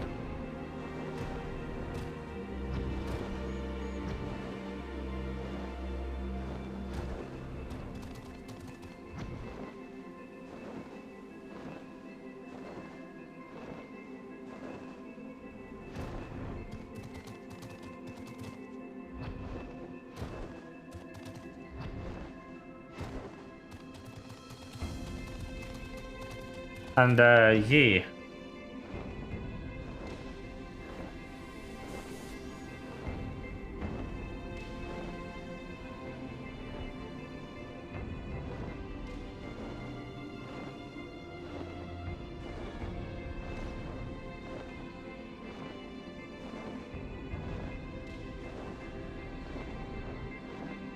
Okay, so the second part of Alexander has a bit larger queue times. People usually farm the first part for a weapon. Yes, flying is so chill. Beat God Sormer. The gute Stegen.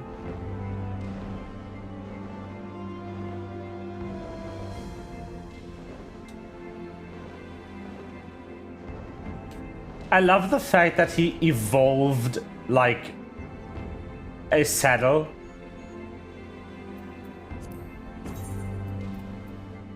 Like, Midgard Summer changes into this shape in Azizla, right? And it is including the riding gear. Like, he wanted this. I didn't put this on him.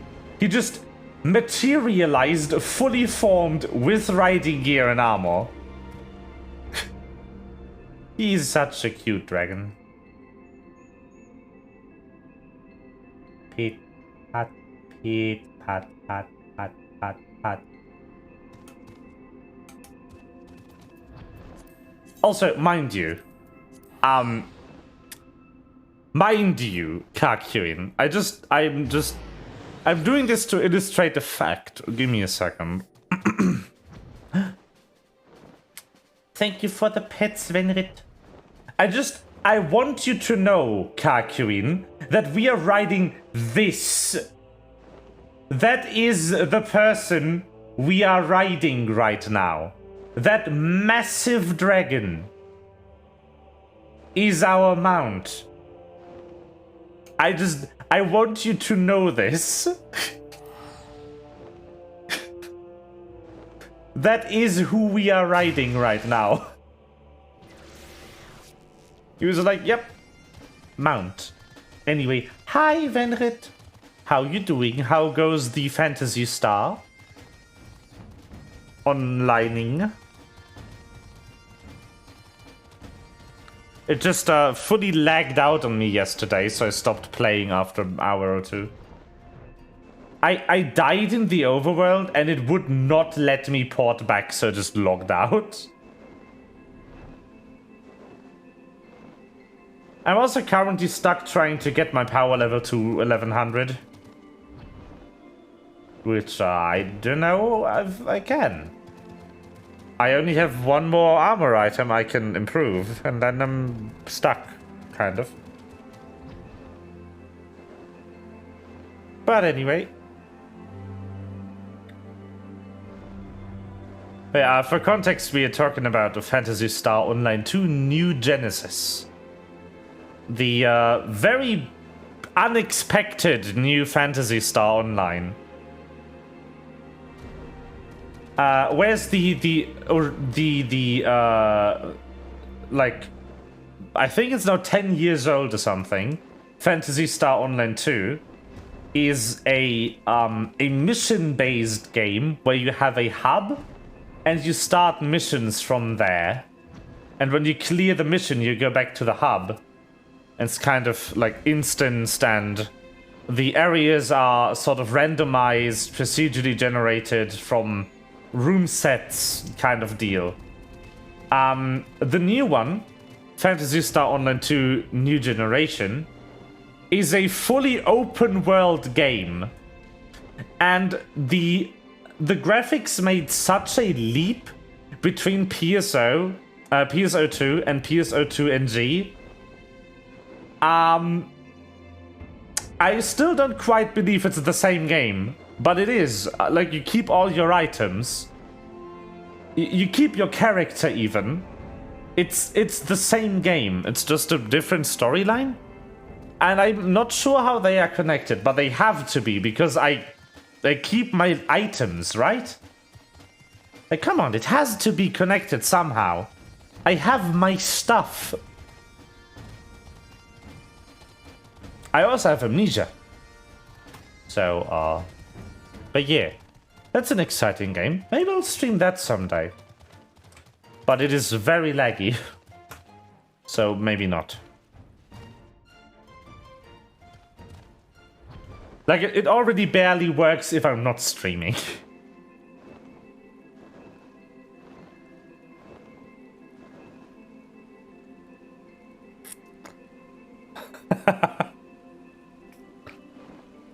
That's a nice system there, Sega. Why did you back it up with the sauce? The sauce is that I made it the fuck up!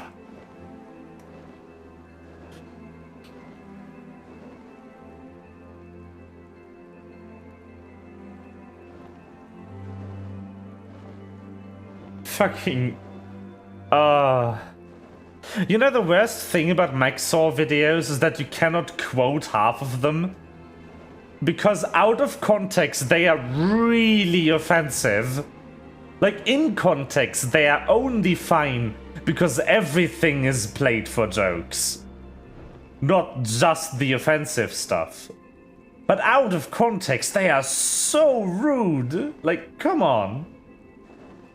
They have lines in there, like a word where I can say the N-word. You cannot quote that out of context. You can't. You cannot. It's so good though, yeah. I can just suggest everyone to actually watch them. It's like, oh my god. Woo! Woo! They are a number. Oh, by the way, my voice is being weird for the past few days.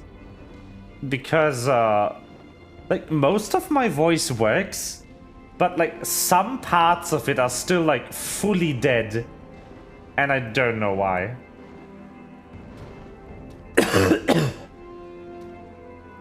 Like, woo!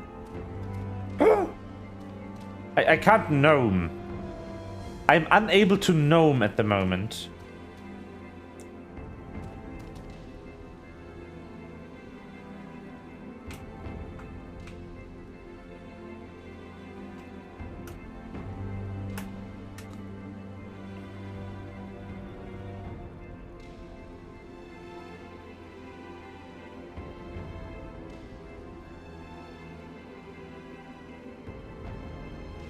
But yeah, so, but it's no reason to worry just yet. I had a laryngitis, which is a infection of the vocal cords, or like the vocal chamber, just a week ago. It can take about 4 weeks for my voice to fully recover from it. So it's not a surprise that it's not fully back yet. If it is gone for longer than a month, I need to see a doctor though. Because there might be some further damage to my vocal cords. Have you tried turning it off and on? Yes. Doesn't work. Anyway, I hope you're ready for excellent music. By the way, I love the environment design in here. Look at this. Isn't that just cool?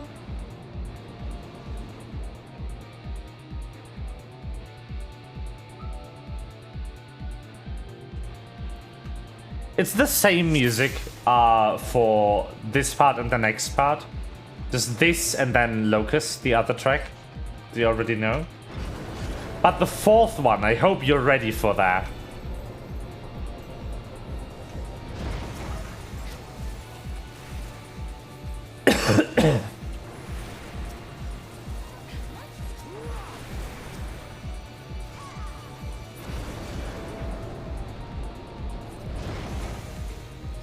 Da, da. Also, one important thing. Obviously, I should try to see if my voice is back, but I shouldn't force it. Because forcing your voice like that is not good. It's not healthy. Can we do this? Can you skip those?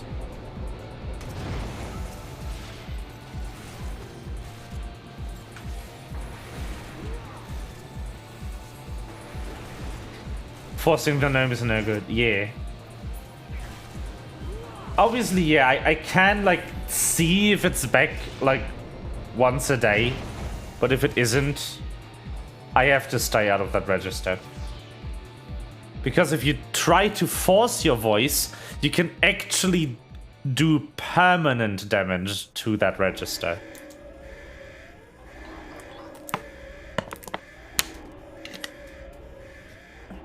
The gnome check, yeah.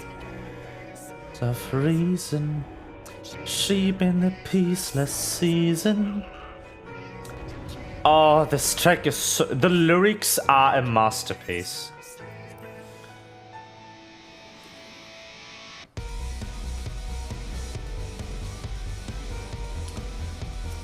Also, I don't really have anything to do in this. There's no way I'll get cast stuff in here.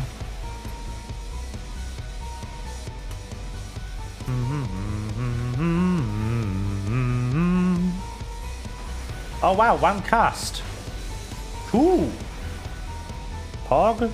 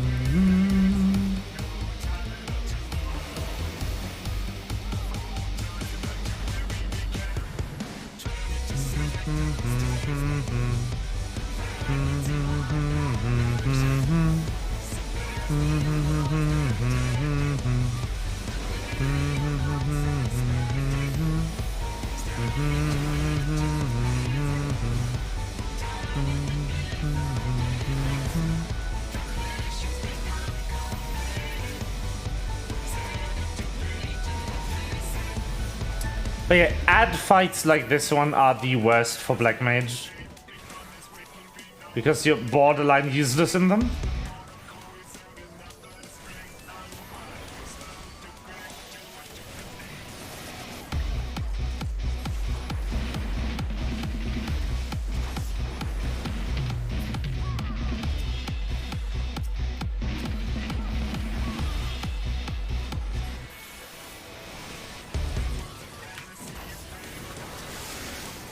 Because I will definitely not get a full rotation off in 100 years.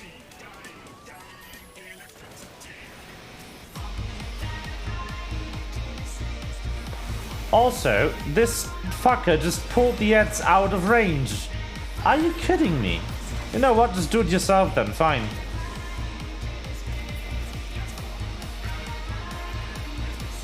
If you don't want to be in the fight, I'll not tech. It's fine.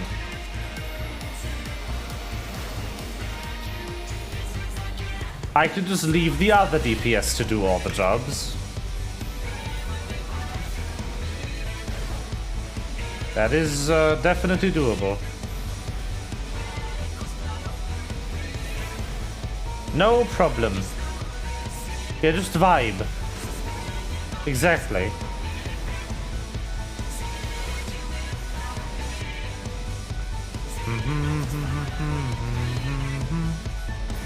Yeah, that's it.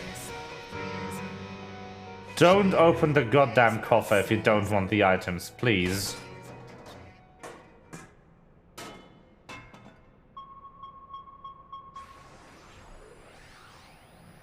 Boom!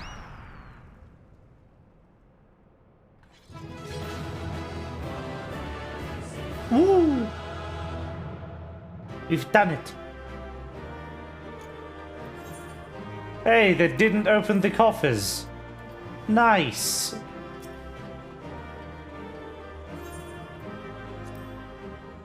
People just usually kind of open one of them and just fucking leave. And then the person in the cutscene is stuck with the loot they don't want.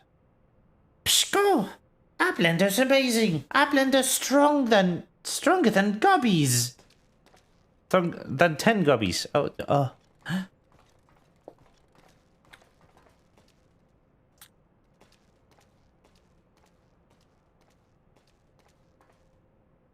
Ah, there you are, old friend. I was beginning to wonder if I'd ever find you. Big's account left something to be desired, so I thought it best to see the interior with my own eyes.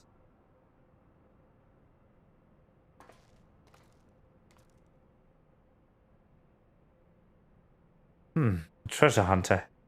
Through and through. Tell me, what exactly do you hope to find here? Ever heard of the Enigma Codex? It's a book of ideas written some 100 years past. The life's work of one of the greatest technologists ever to draw breath.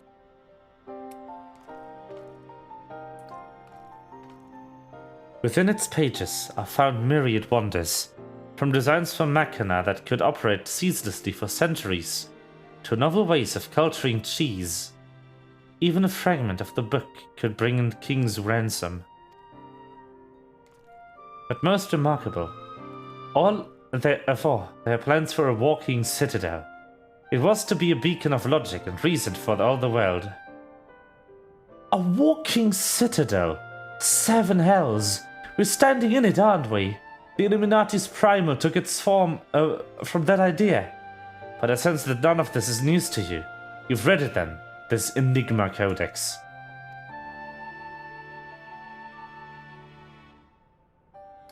The design catered for every needful thing.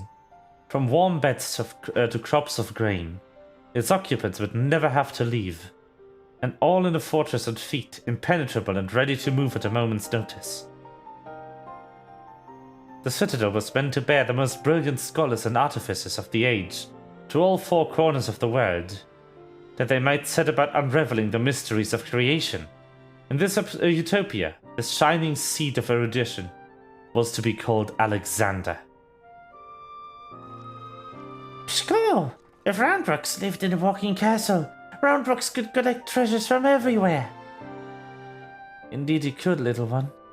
And anything you found, be it junk, forgotten teachings, or lost secrets, would be yours for the taking. And what exactly would the Illuminati do with all of this knowledge? They would use it to take control, most likely. Create a world ruled by a few chosen scholars. Unless I'm mistaken, that's why the Illuminati exist. Bloody fanatics. Take a perfectly good idea and make it into an object of faith. What could possibly go wrong? I can well imagine how people would have spent decades carrying their homes. Bark, bark, arf, bark. I mean, hey, Sid. Yes. How such a place would seem like a utopia. We're not talking about a machine here. We're talking about a primal.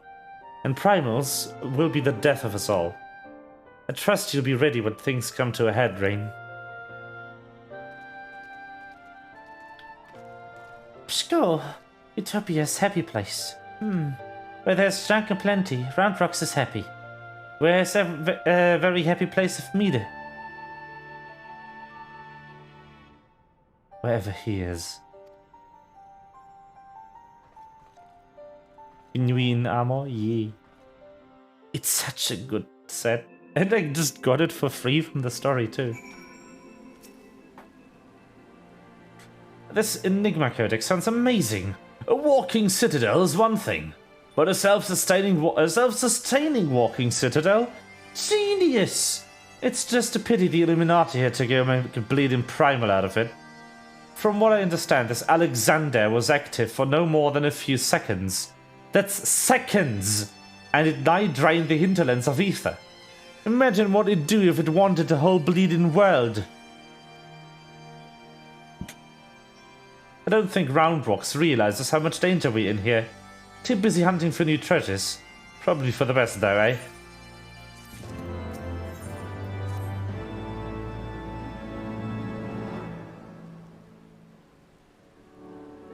We've got ourselves a problem, Rain. But don't worry, the Chief has a plan. Speaking of whom, Chief, over here! Speaking of the devil... All present and correct, I see. Good. Something has been nagging at me for a while. Rain, and for a while, Rain, and I finally realized what it is. It concerns the communications which intercepted. So we know that the Illuminati have managed to establish a base inside the Colossus, meaning they must also find a way to pierce the magic barrier. Assuming that's the case, what need have they to use the only hatch with the barrier doesn't protect? And why do they go to the trouble of sending coded messages on how to unlock it? The answer? Spies. I believe the Illuminati have an agent outside the Colossus. Most likely Idleshire itself. Who's using the hatch as a backdoor? Now, this agent will know we've broken the code, and the hatch is constantly watched, so he won't have been able to use it for some time.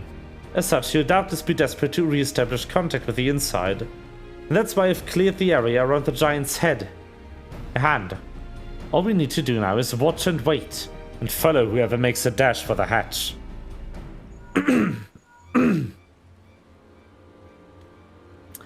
Chief, Linkpal, call from Redbricks. He says, this brave Flox went inside, but she can't be. No, it must be an impersonator. Chief, whomever you met earlier was a spy. Quick, you've got to get after her.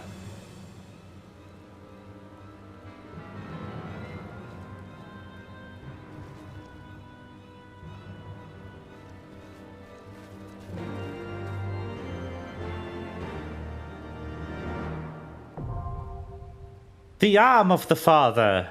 Let's go.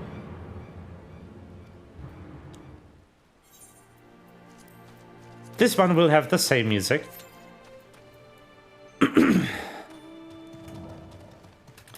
Can't have Mr. Soken do too much composing, can we now?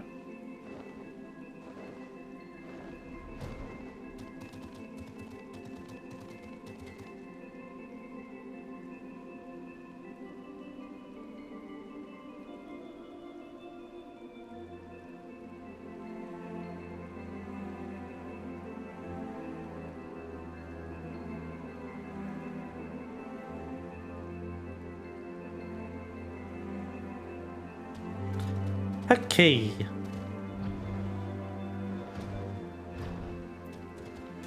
Da da da.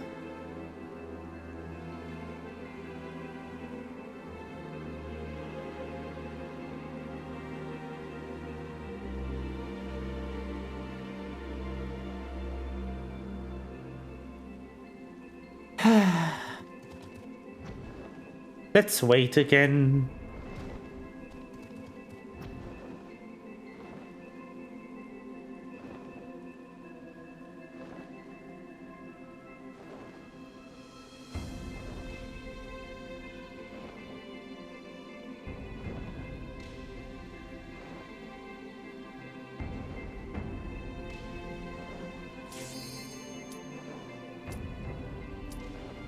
Commence.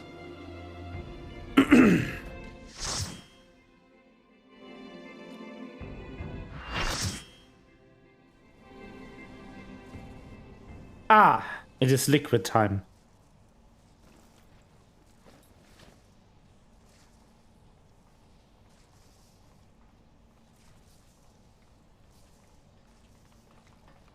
It is time for the liquid.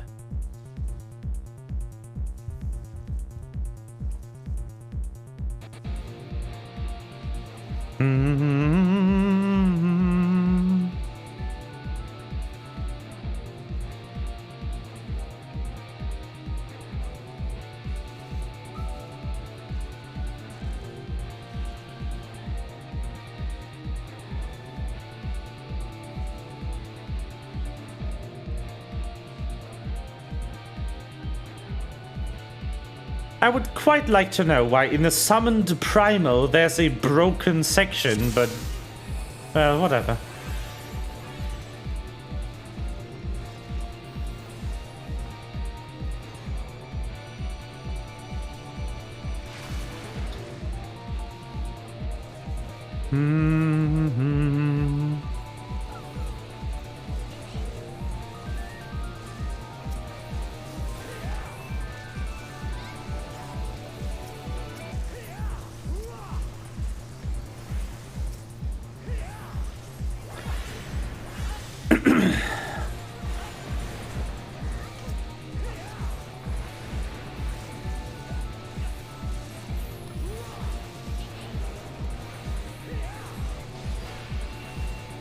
Here. Okay. Ads. Dead. Down here. Down here. And in there.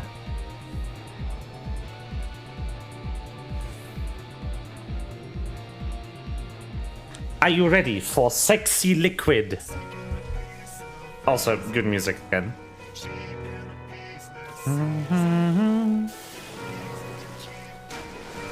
There is the sexiest liquid.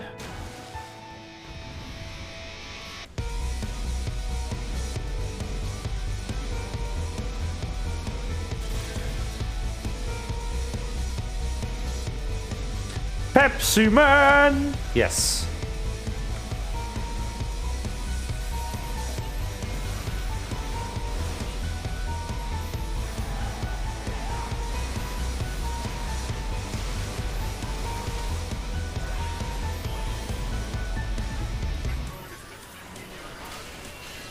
You motherfucker. I am upset.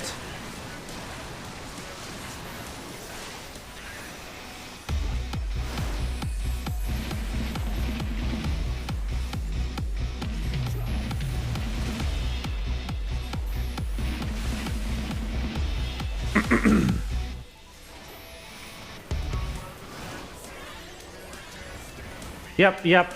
Into the border. Unsurprising, to be honest. Square Enix likes yeeting mechanics. Just really do like... Hand!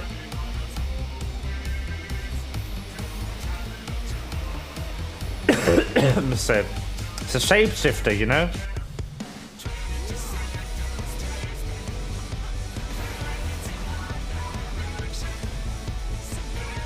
Thank you for interrupting my cast. Zahando, yes. Zaklivo, too. The hand cleaves.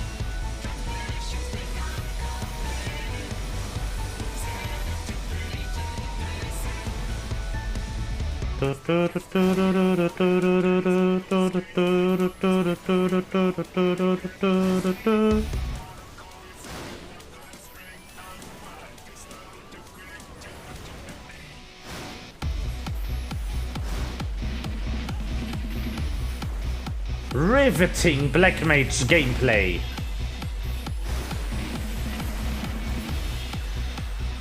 Oh, great.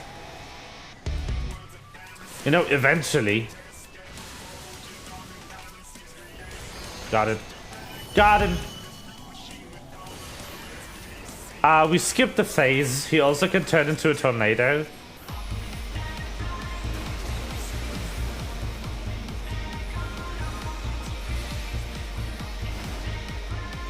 Is it time for magnets? I think it's time for magnets.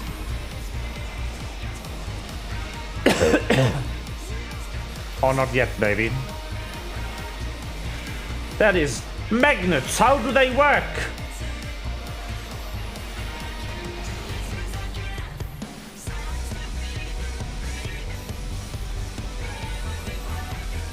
There's two things Final Fantasy players struggle with. It's magnets and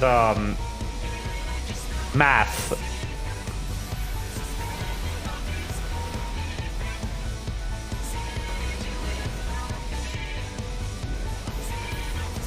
And done.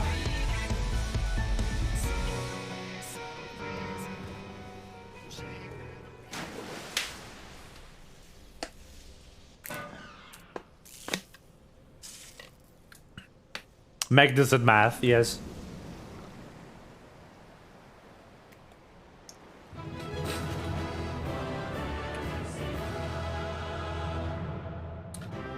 And mind you, Kakuin, we're talking like elementary school level arithmetics.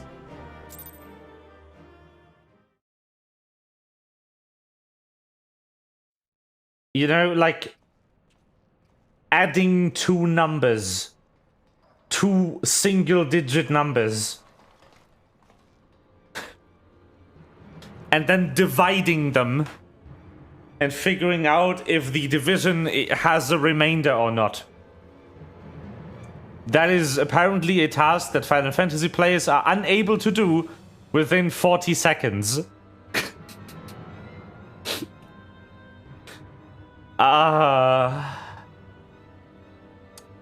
Score! Gabby found it. Good. Knowing of missing piece out with Illuminati.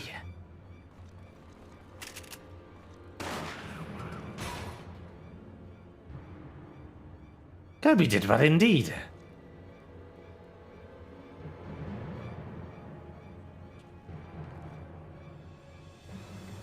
Is this how you treat those who please you? Score! Now is realm and chaos broken. Machine with too many parts. But Illuminati plan needs one thing. Missing piece to bring word order. Give word harmony. Make word perfect. And what of those that don't fit your vision of perfection? How many must die to pay for your utopia? Don't you see? You summon a goddamned primal. It will devour the ether of every land you visit until Hydaelyn and everything on it is dead.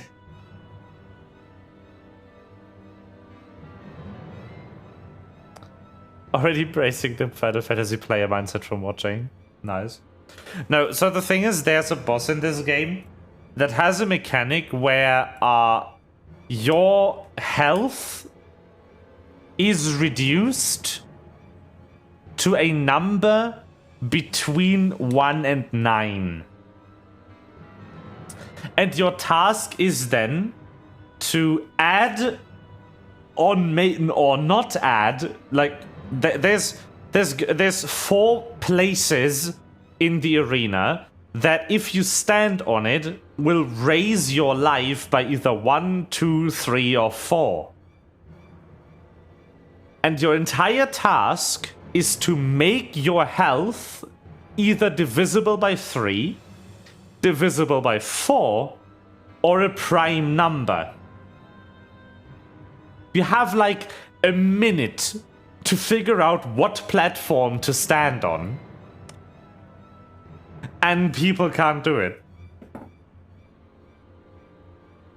It's like the maximum number you can even make is like 13.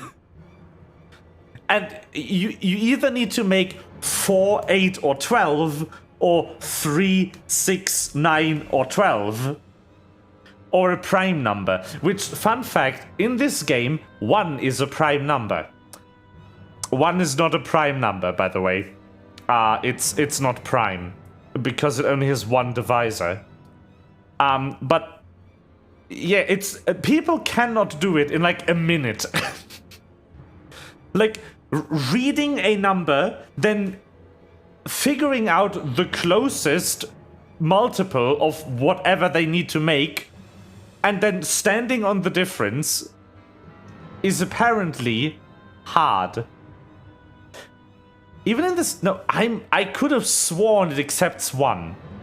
I think one of the 2 robots accepts 1 as a prime number. I think it's the one in the raid. But also, 1 is not a prime number. The reason for that is the definition of prime numbers is that a prime number has exactly 2 whole numbers that can divide it without a remainder. The thing with 1 is that it only has one number that satisfies that condition, which is itself. The definition that you usually get taught is only divisible by 1 in itself, which is the same condition for every number except 1. Because 1 is obviously divisible by 1 in itself because it is 1. But it doesn't have 2 distinct divisors. It only has 1. And that's why it's not prime.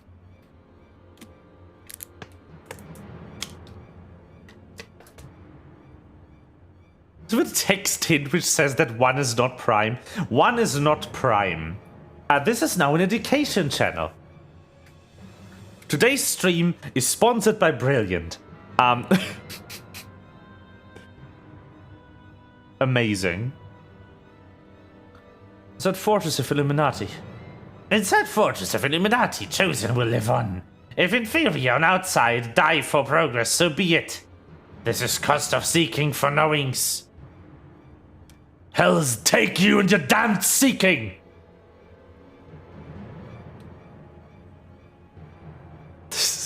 Today's stream is sponsored by Raid Shadow Math. Yes. Good. Good. Wise uplanders find happiness in Illuminati rule. Unwise uplanders, Utopia does not need. Cat. Cat.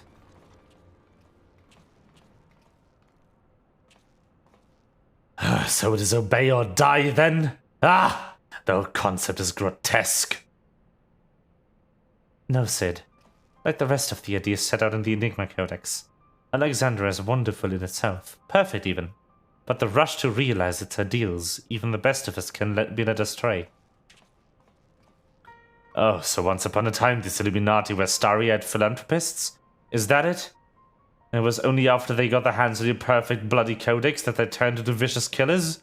Tell me, was there any passage in particular that convinced them to abandon their last shred of empathy? I cannot speak for the precise context of the codex. Not anymore. But I haven't forgotten everything I read. I think I can stop the core, if you can get me close enough. You think you can or you know you can? And what of its location? It's somewhere in the trunk. How close we are to that, I can't say.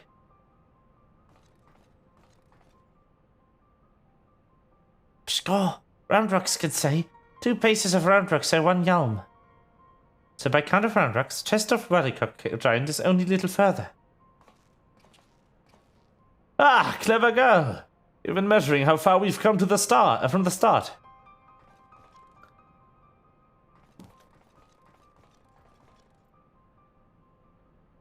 Alright, I propose we withdraw for the time being. I don't know what will happen when we reach the core, but I do know that we're better equipped to deal with it if we're well rested and ready for anything.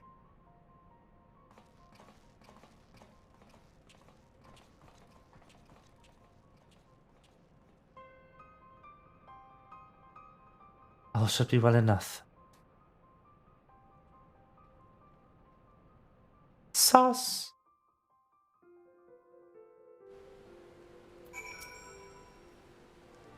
No one should have the power to choose who lives and who dies. The idea is too vile, too insidious to be left unchallenged. We have to act. If we don't, Alexander will awaken, and the Illuminati will be unstoppable. Make no mistake, Rain. It's now or never.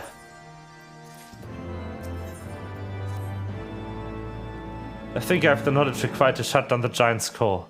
But if I'm to reach it, I'll need to lend me your strength. Well, really, the Illuminati's latest message is, let's just say it's unsuitable for polite company. It would be much obliged if you teach those privy-mouthed savages some manners, Rain. Come on. Yes! Oh, you are in for a treat, Kakuin. You are in for a treat. I hope this queue pops quickly.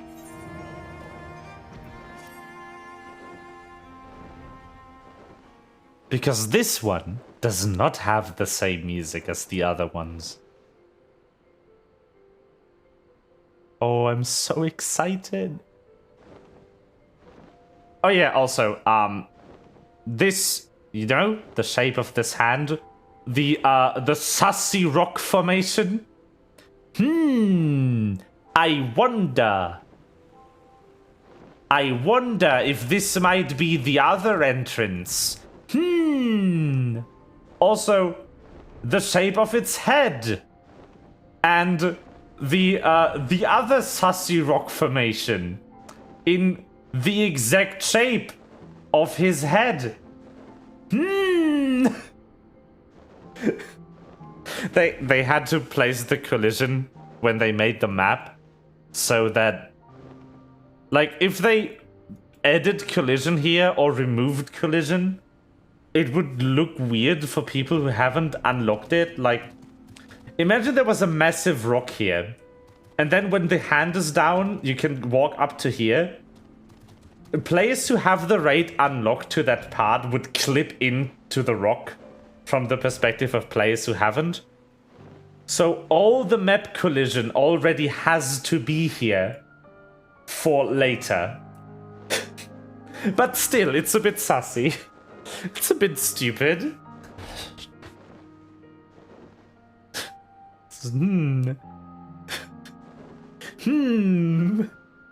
They made it the exact shape. It's so funny.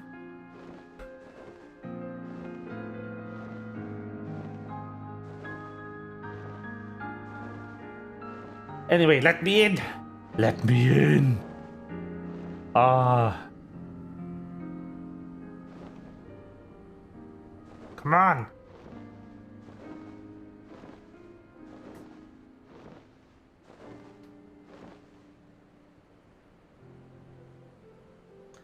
Da da da da da.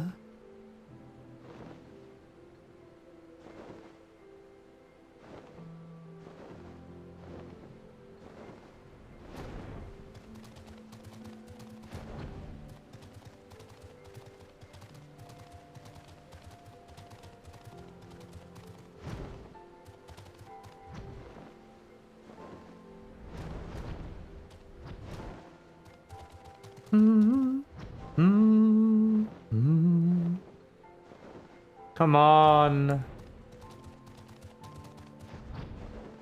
Let me in. Please. Please. I just want in. Please.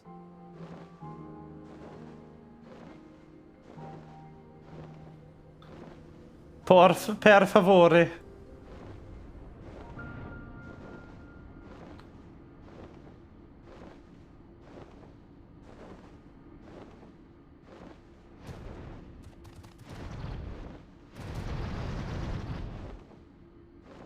The fuck was that?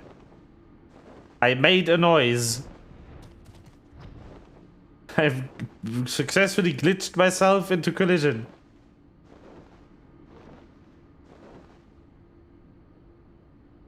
Noise.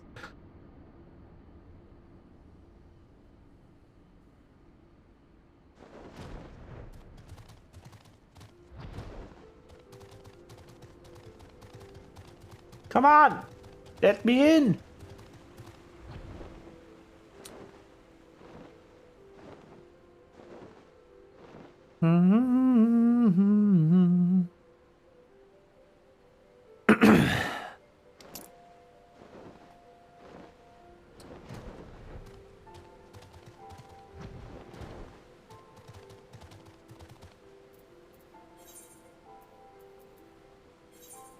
Okay, you know what? You know what? We'll teleport here.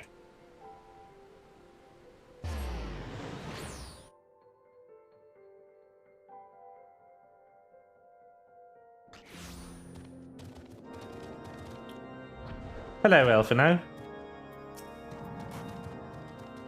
Have you everything required then? Excellent. The entrance to the path is north of Natalan, due east of Camp Dragonhead.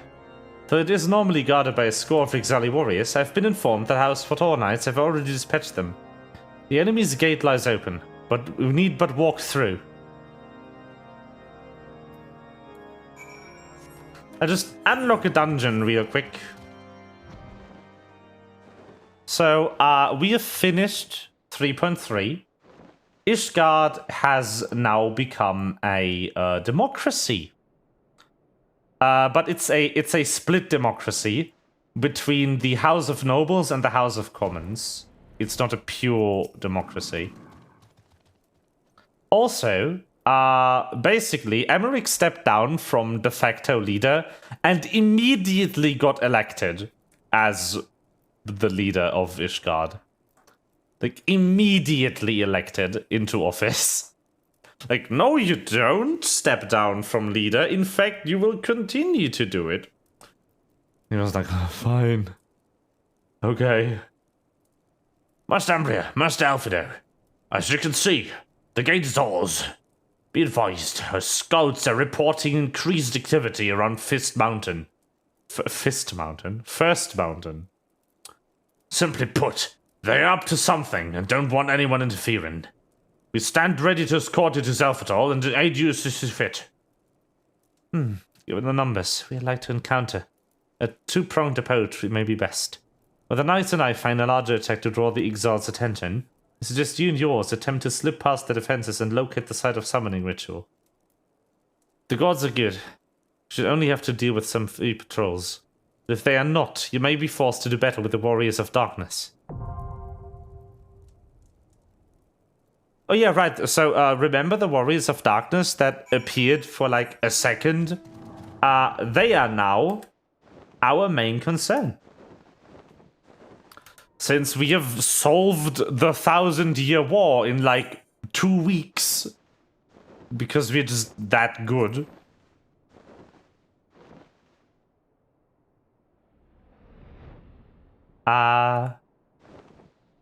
We done.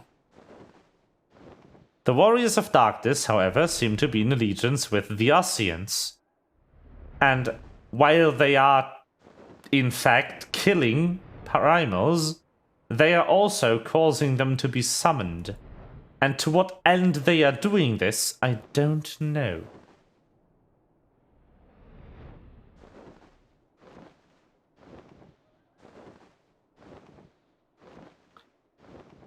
But yeah, apparently they are currently instigating the summoning of Garuda by the Ixal in their homeland of Xelphatol, which is what that dungeon is about. But since it's a dungeon, we cannot do it. Because we are in queue for raid. Oh yeah, good music, right.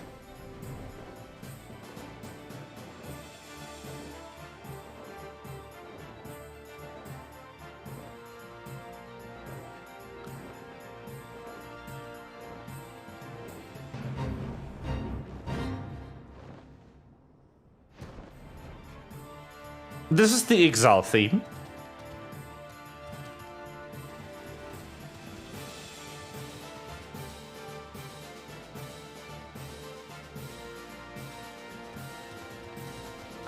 Though my personal favorite is probably the Amaljar one. Smolder.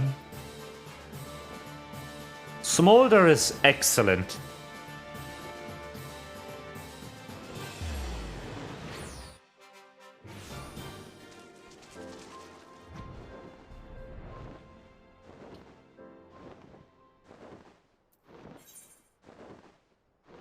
Let's go listen to Smolder.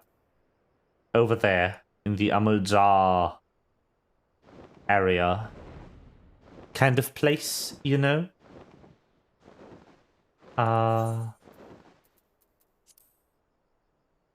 Give me Smolder. There it is.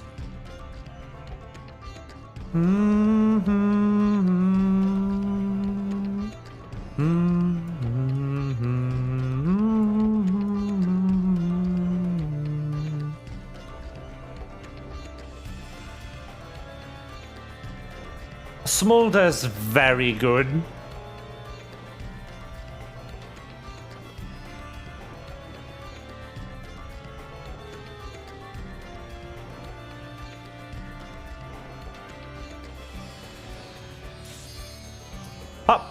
Talking about good music. Alexander, the burden of the father.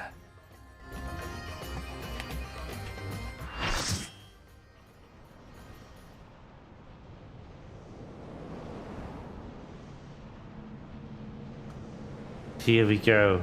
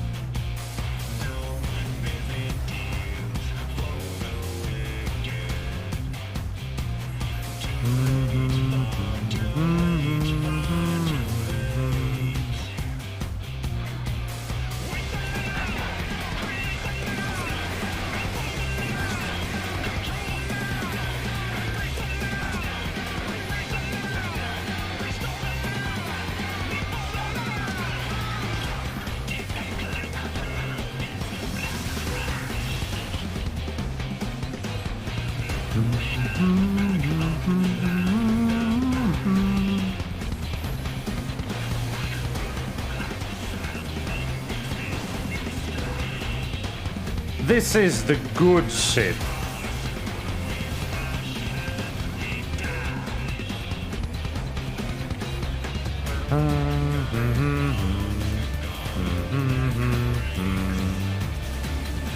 Again and again and again. I'll be there. I'll be there.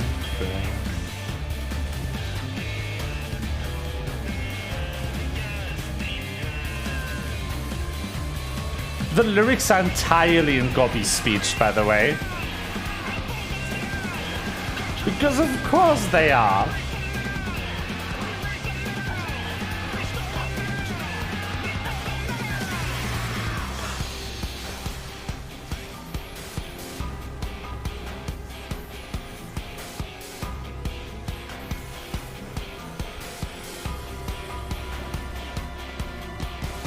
Come on.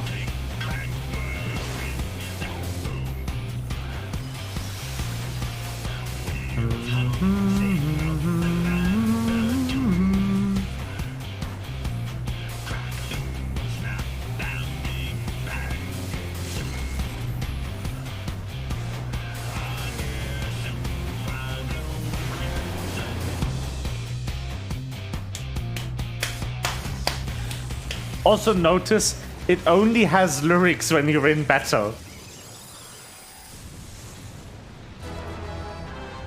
Ah.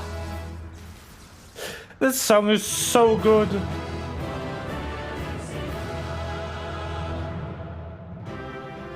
Can you all fuckers not dump bullshit into my inventory, please? Holy fuck. It's a Nasu cosplay. Oh no.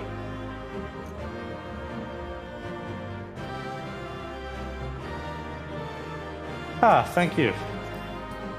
They didn't. It was just random loot.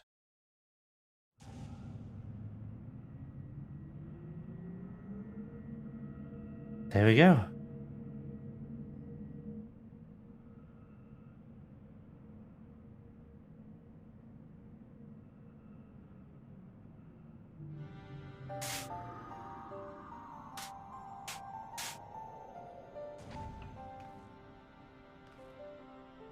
We're here, and none the worse for wear. So if you need another pair of hands, just say the word.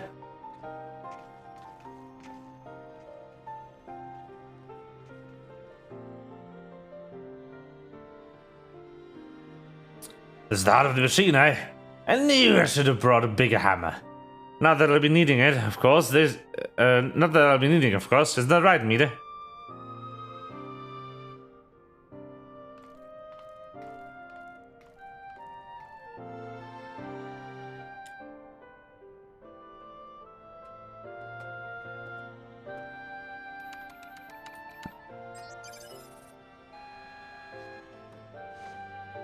Wee.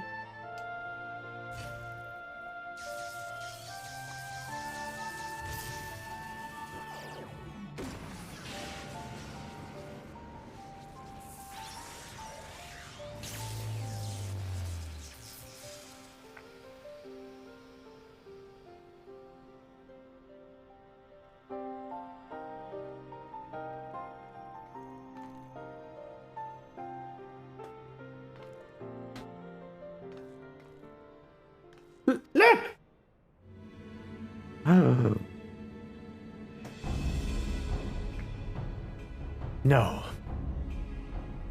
Score! Greater noise and brain tastes of unwise than quick things believed. Perhaps quick things started too quickly. Perhaps Illuminati should study our blenders.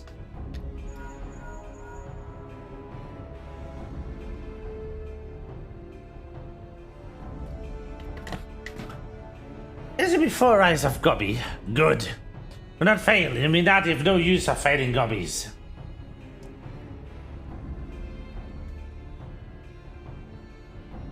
Score! End of Gobby's long wanderings is close.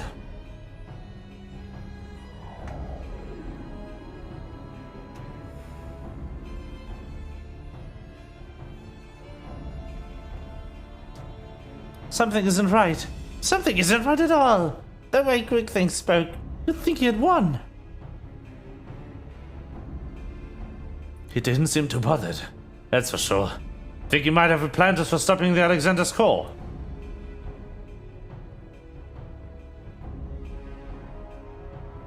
What was the chief said again about the Illuminati finding a way they need to complete the plan? Something about the answer of a missing piece, I thought.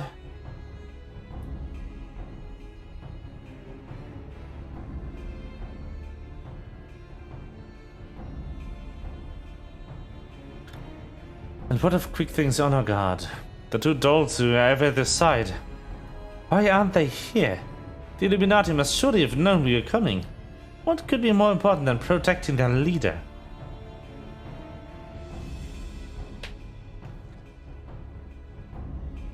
You don't think they sent him to Idleshire, do you?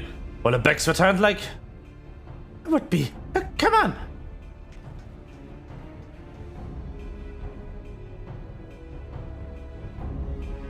Our nose!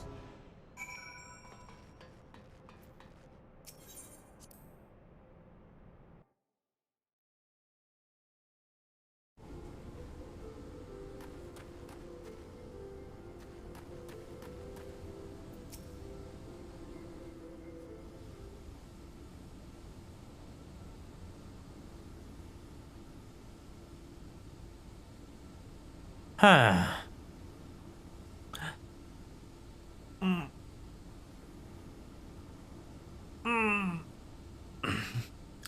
Giant loses power. Uplander succeeded. Never mind that, man. When the Illuminati come, is that try safe? How does Uplander know? Yes, many Illuminati come to take stuffs of Gobbyfluff. Great was chaos. But suddenly, Illuminati go and take only junk not worth jingly shine.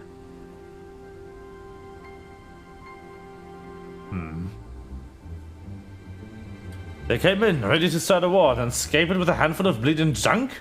Hold on a minute. Where were they last seen? Red brick sinks near the shortstop.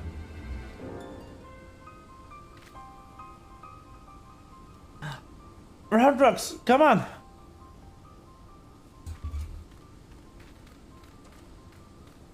I'm going to find the chief, you know what to do.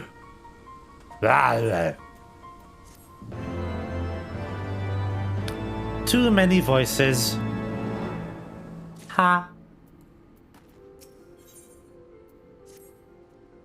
Skull! Uplander have gone too long for our comfort of red bricks. Shotstop is busy of clashing with Illuminati. Illuminati are no good. Maybe using confusion to do foul things. Uplander must go and see to make sure all is well.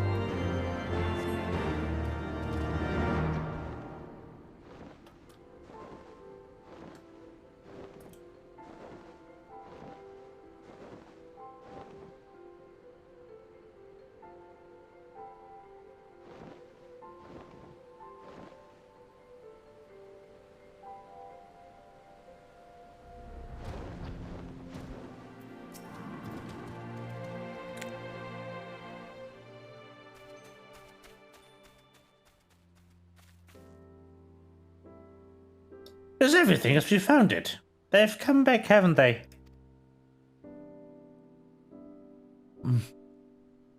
No, they're gone for now. Everyone seems to be fine, physically at least, but Round rocks.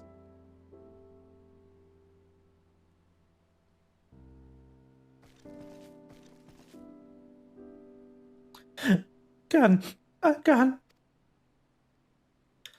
Poor thing. The Illuminati took everything. Took everything. I'm just glad she was off collecting trinkets with Beckwicks when they came. I daren't think what might have happened had she been there.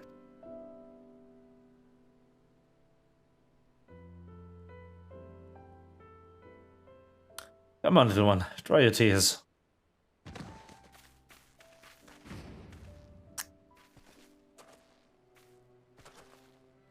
One thief, unconscious. We found him lurking near the edge of town, not far from a treasure, Round rocks. Okay, Sid.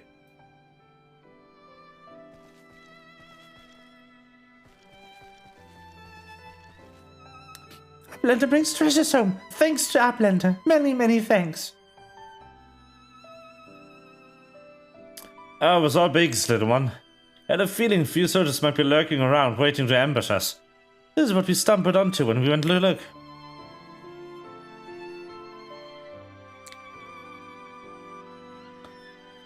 But why did the Illuminati take Round Rock's collection in the first place? Surely they can't have been the goal. I wouldn't be so sure. But to guess, I'd say the Illuminati believed something they wanted to be was hidden among Round Rock's pile of trinkets. Hold on.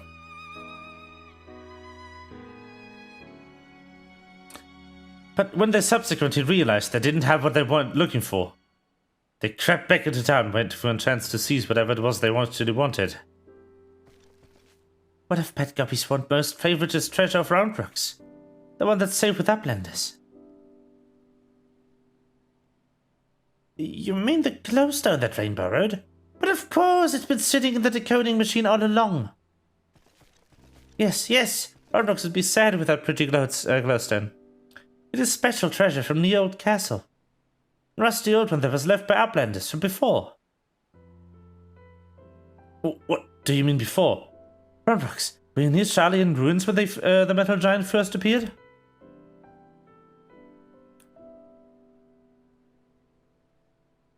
Yes. Roundrocks saw Whirly-cooked giant stand 3 years ago. But was only for a little bit. The big gobbies do not believe Roundrocks. 3 years ago. And someone tried and failed to summon the primal.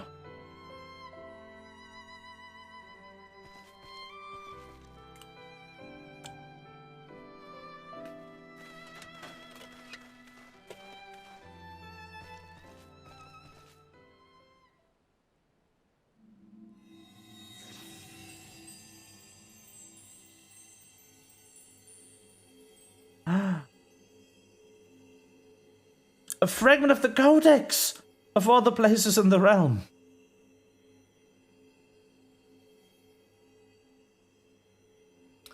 Only a fragment of the original, so that crystal must be the Illuminati's missing piece.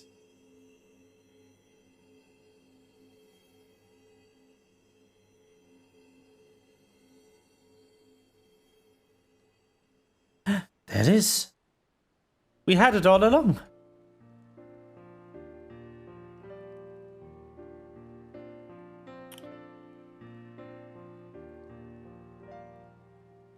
May have stopped the primal and taken their prize, but our foes are not about to be. Our foes are not about to be.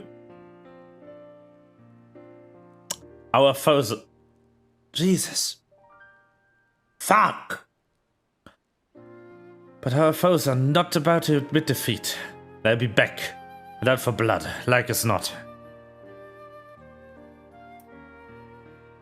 But we've got you, Rain. I'm sure you'll be ready for the onslaught when it comes. I just suggest you make merry till then. Whee!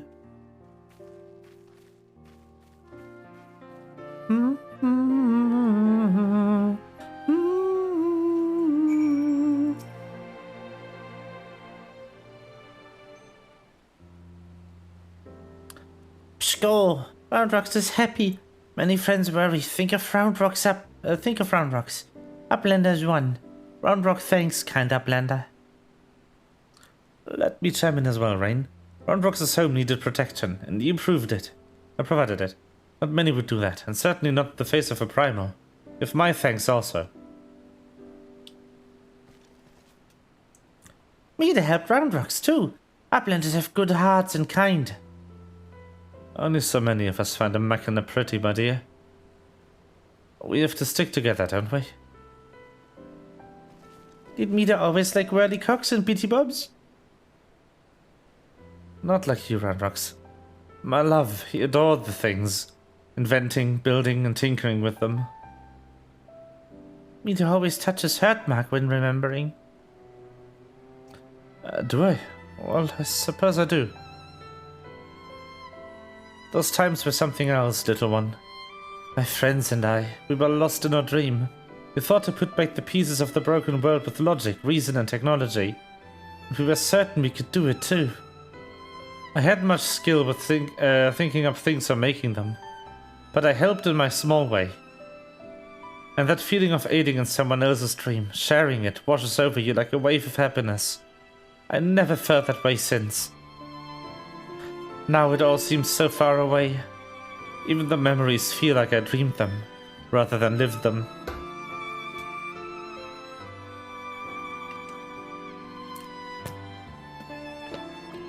Well, enough of that, Roundrocks is right, adventurer. You're a candy soul. Keep an eye on our girl till next we meet, will you?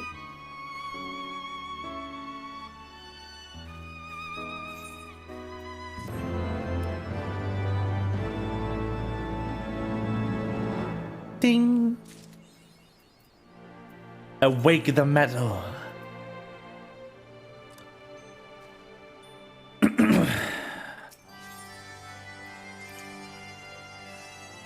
Score! Roundrocks thinks long and hard on what to do with precious glowstone. It is most treacherous treasure of Roundrocks, but glowstone is also what Mida seeks all this time, and has already brought Roundrocks 3 whole years of joy. So Roundrocks decides to give it to Mida, so she can be happy too. For now, Roundrocks entrusts treasure to Uplander, to give to Mida at next meeting. Even meanest gobbies dare not try to take glowstone from mighty Uplander. I'm strong. Roundrocks does not know where Mida is now, but she often gazes out on a giant with whirlycogs from Broken Watercross. Maybe Uplander finds her there.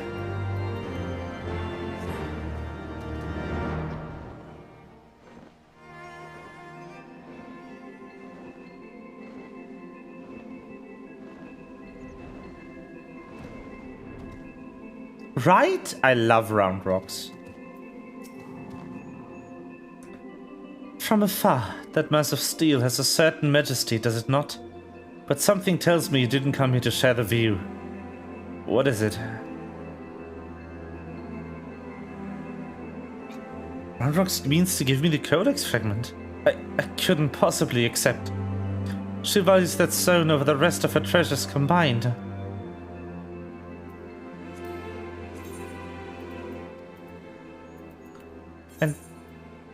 And yet...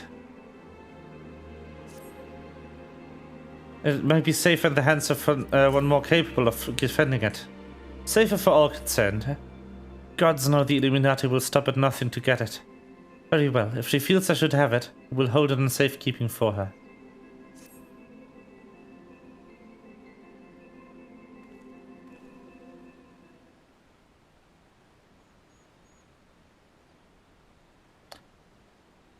Alas, it is of no more use to me than any other rock.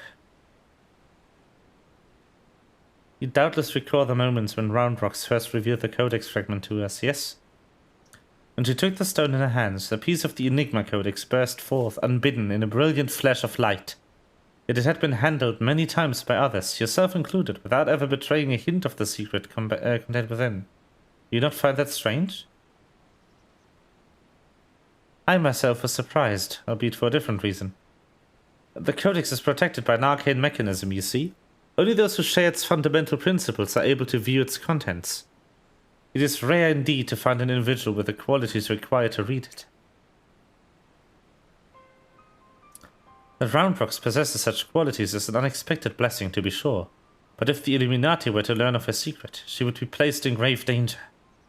Even as we speak, they scour the hinterlands in search of the elusive missing piece.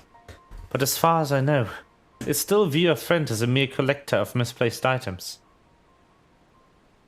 For her sake, we must do our utmost to draw their attention away from Big West Shortstop, before they take it into their heads to return. It is for that reason that I meant to leave this place. When the Illuminati learn that I have the fragment, it is my hope that they will focus their efforts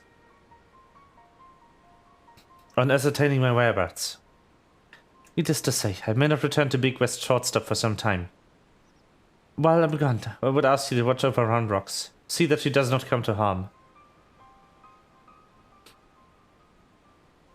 You have my thanks, adventurer.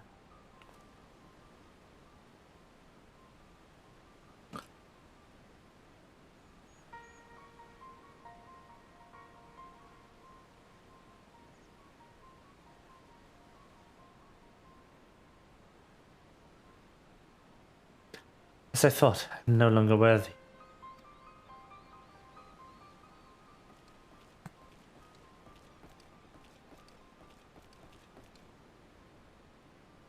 Score! Wedge searches for an Uplander with much urgency. The Uplander must return to Big West Shortstop at once. Okay.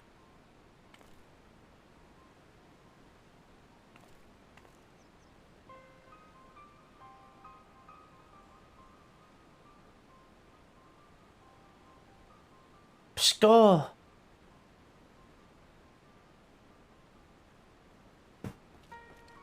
Okay, I'll go. No worries. Don't you worry about it.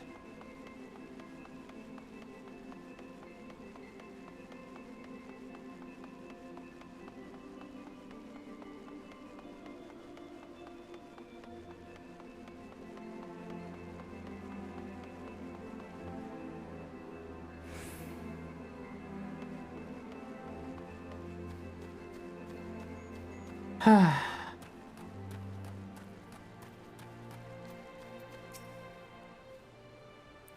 you are, Rain. And the moment is soon. The Illuminati are getting ready for something big. Destroyer reports that Alexander started drawing massive amounts of ether from the surrounding land, which can only mean one thing. The Illuminati have resumed their attempts to revive it. And what's more, Backrix reports that the goblins are amassing substantial quantities of explosives and supplies. By all indications, they are building another weapon. In short, it's bad. But nothing a bit strategic thinking can't fix. They say, he who strikes first strikes last. And that's exactly what I intend to do. I devised a plan which should allow us to take the Illuminati unawares. And I'd like you to spearhead the assault. A rendezvous point is to the south, and the cliffs overlooking the Thaliak. Biggs has gone ahead and scouted the area. We shall await your arrival there.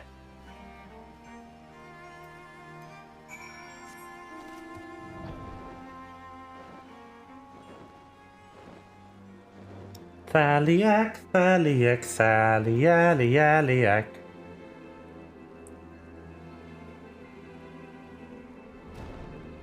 Biggs! Rain, good to see you. I take it Witch told you the situation. You ready to hit the Illuminati where it hurts? Sure. That's what I like to hear. The chief will be here soon, then we can get the things on our way. Scene.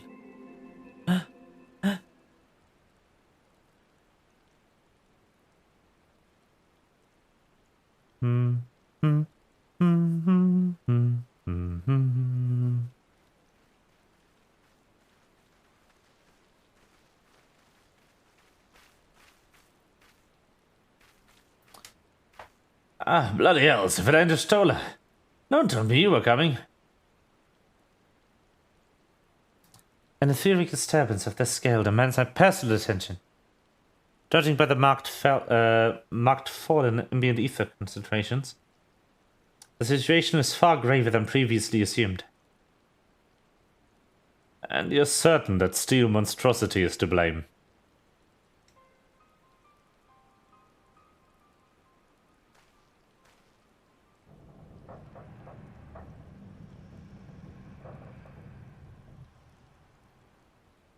I can see no other explanation. The giant's innards are well-nigh saturated with ether already. They sense something else, an irregular energy coming from within the barrier. Be that as it may, I'm afraid we have more pressing concerns.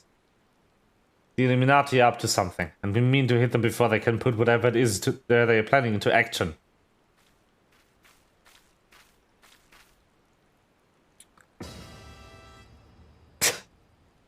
To which end, allow me to introduce my newest and perhaps most astounding invention, the Electrojammer 3, first of its kind. The fuck?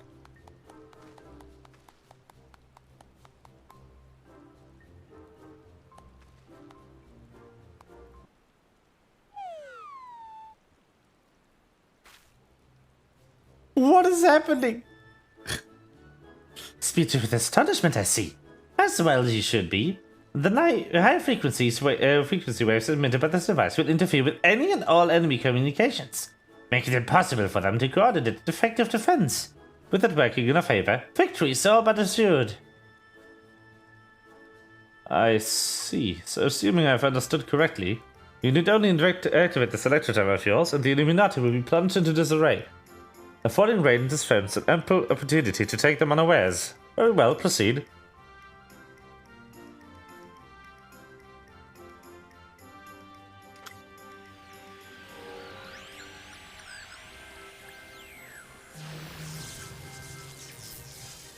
Where is it supposed to do this?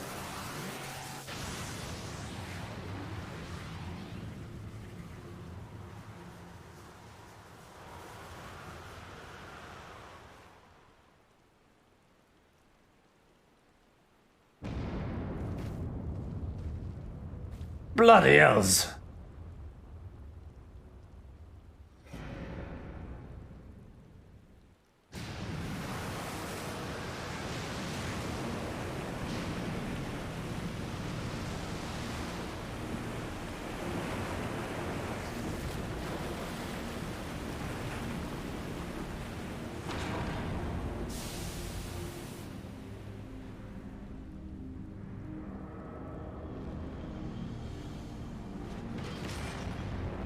Ta-da!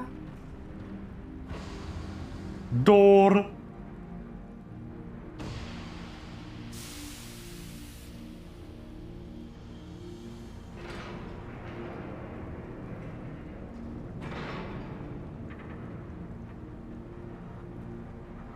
Door.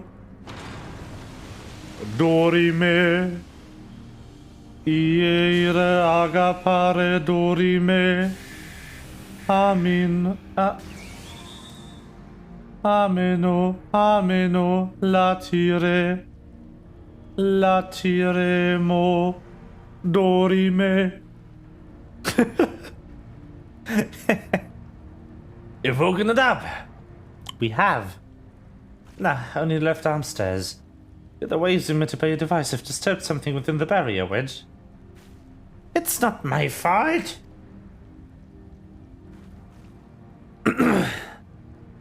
Ameno. Yes.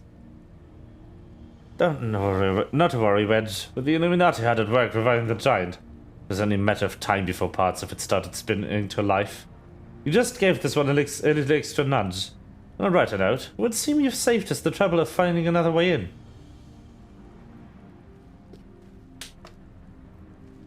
Rain, old friend. It's time for your customary heroics. The Illuminati are likely if you're still scrambling to work out what just happened. Before they do, I suggest you hop across the river and show them what for.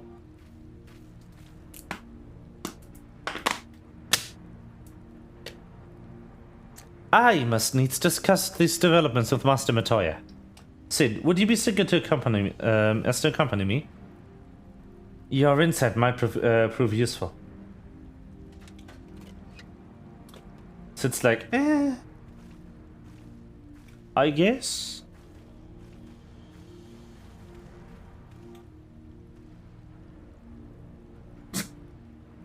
Sure. Yep.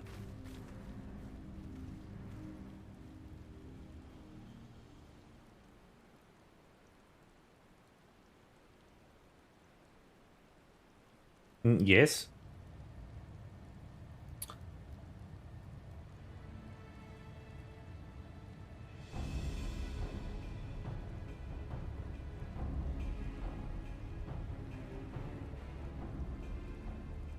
Score! Another cause there's to life. The future unfolds exactly as expected. Exactly as written.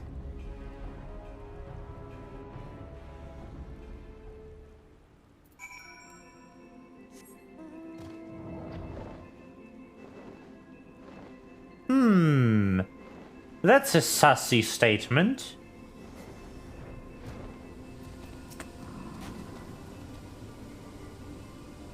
Skull, I plan to field 76. Arm of Steel Giant is wide open, and no Illuminati in sight. Lesus. Yes. Ta-da! Fist of the Sun.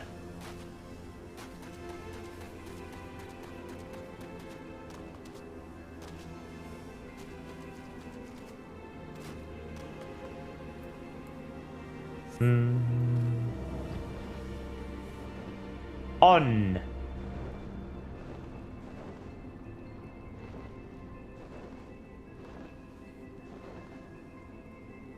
We gonna go in there again. Wee.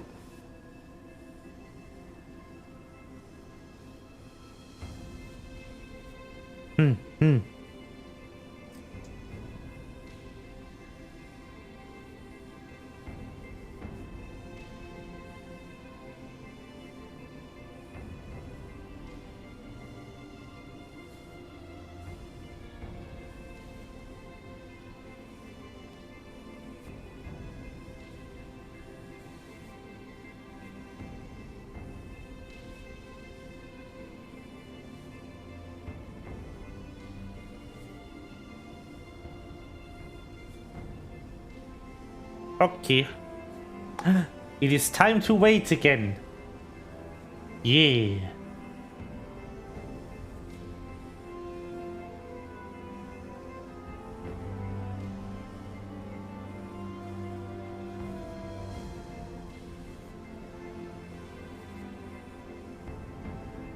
Da da da da da da da da da da da da.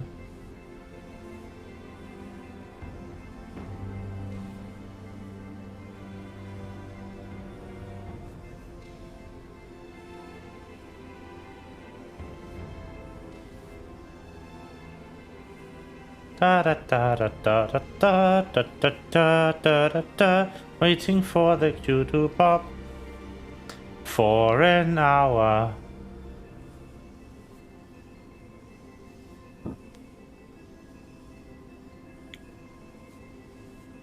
This takes forever.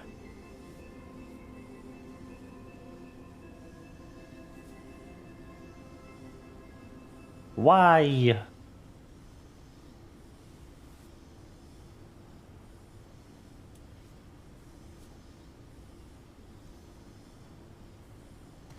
The fuck? Weirdest mail I've ever gotten. Ah, yes, fill out this questionnaire and you will be entitled to win, to participate in a lottery for 10 coupons worth 67 euros and 23 cents. What? What is that number? Huh?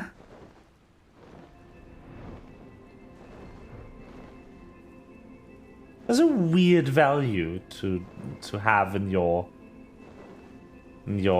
raffle. Like what? Why?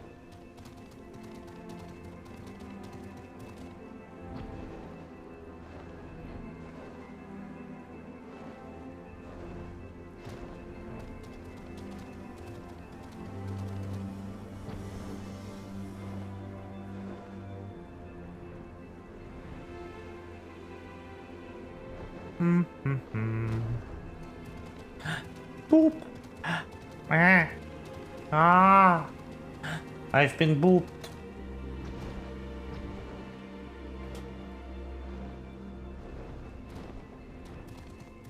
Philip. I am off boop. My snoot. It has been used for booping.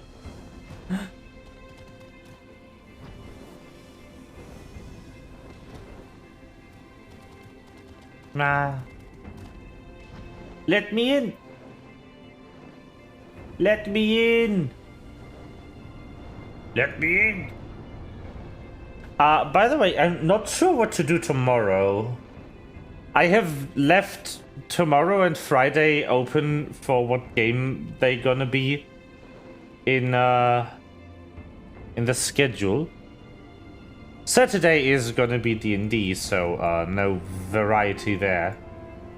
But like, I want to do this, but I also want to get further in the Yakuza storyline.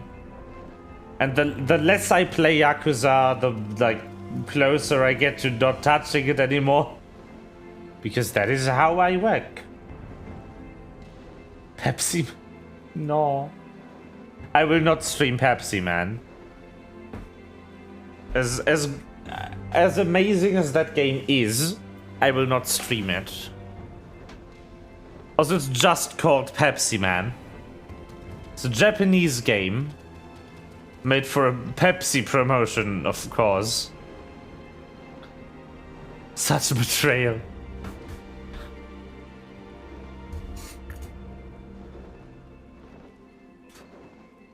I don't even, like, what is it even on? Is it like game? No, NES? What is Pepsi Man for? Pepsi Man. Was it for Dreamcast? PlayStation? The fuck? Pepsi Man's a PlayStation game. Okay. Yeah, that'll be hard. PlayStation emulators are not exactly the easiest thing to run.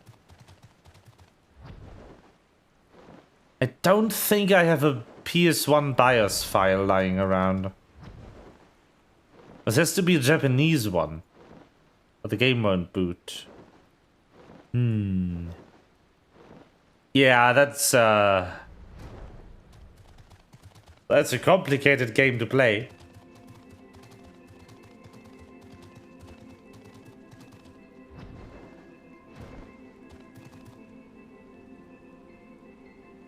Let me in. Come on. I just want Alexander. Give him to me. But he like, gotta decide on what to play tomorrow. I kinda do want to continue Yakuza, but also... I don't know. Yakuza is hard on my voice. Or hard on my patience. Only the main quest is voiced in Yakuza, and even then only sometimes when they feel like it. And if all the side quests are reading. So but if I do skip the side quests, I have less stuff. I will miss out on like abilities and such, and that will make the game harder.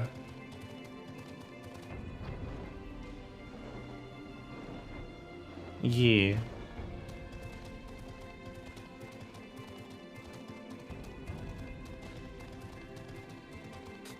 I mean, like, today works. With all the downtime between the raids, I'm fine.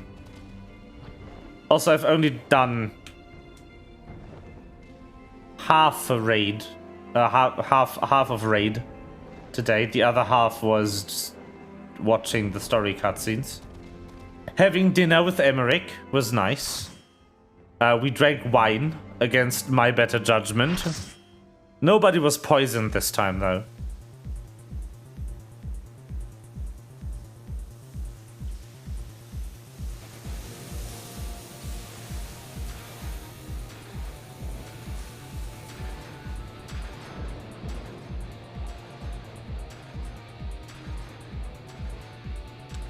Da, da, da.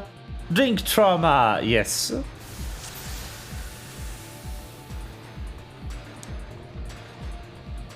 I'll never drink wine again after this game. Like, nah. Wee.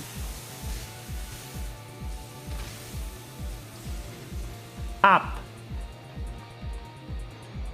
Faust and Faust.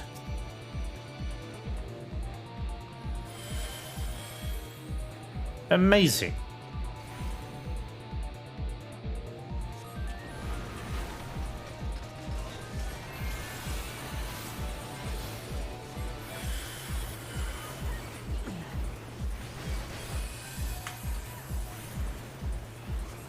Damage.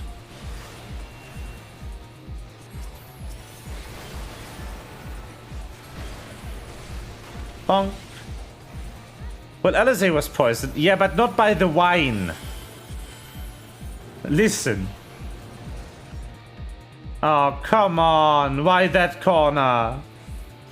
It was my corner.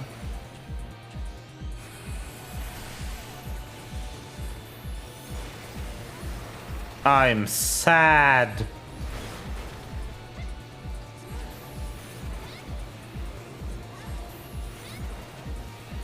That was my corner. You prick.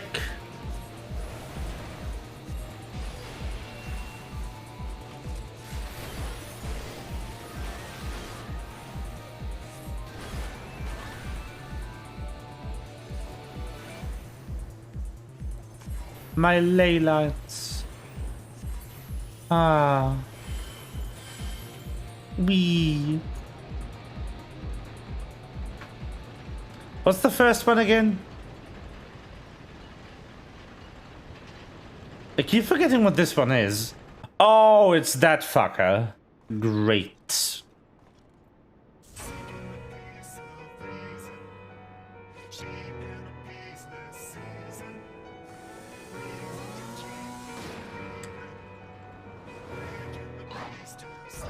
No coincidence, yes.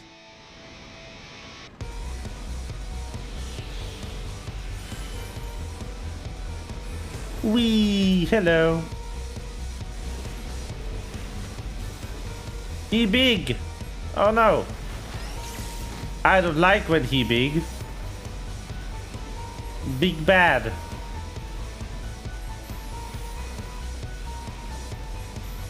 He do be biggin' though.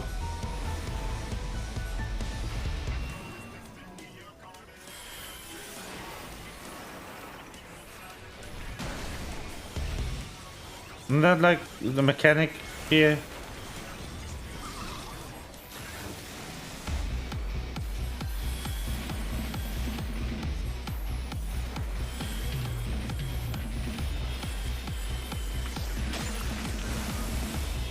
Wee. Bomb.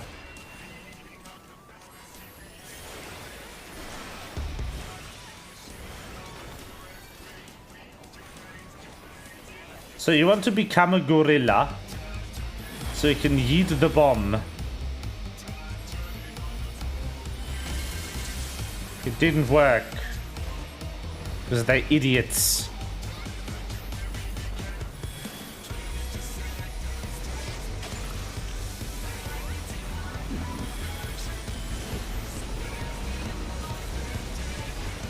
Oh no. Harambe, yes.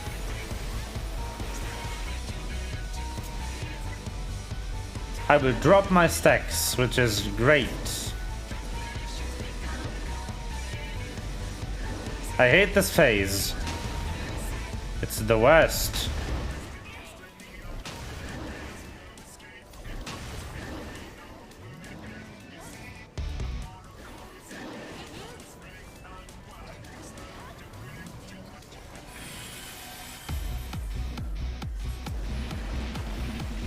Ads.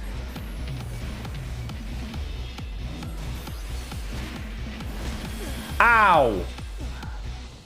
Great.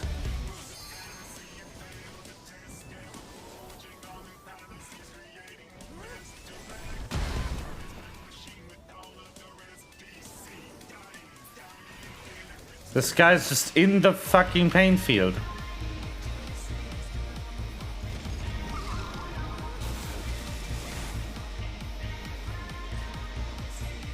Ah, yes.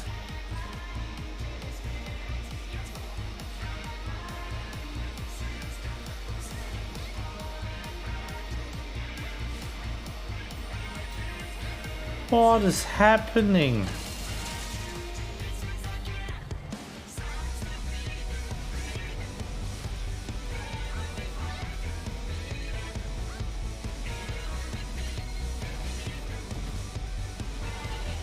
Bombs! Become Harambe faster.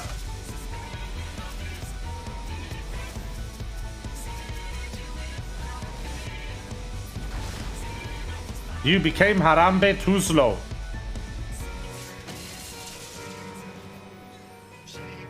Oh my god.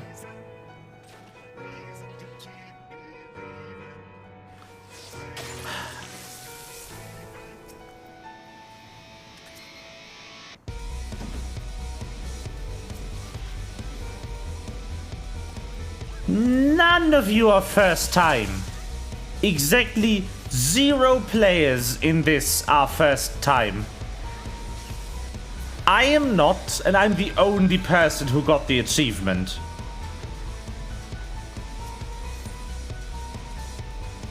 Y'all bad.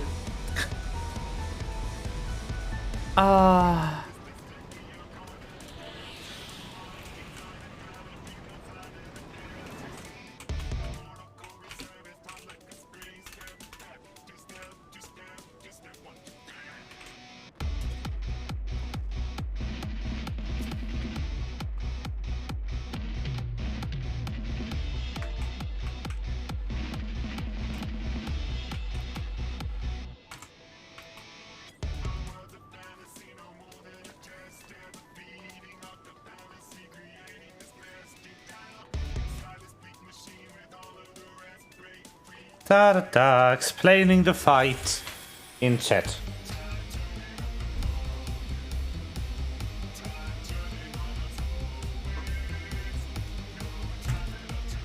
Big.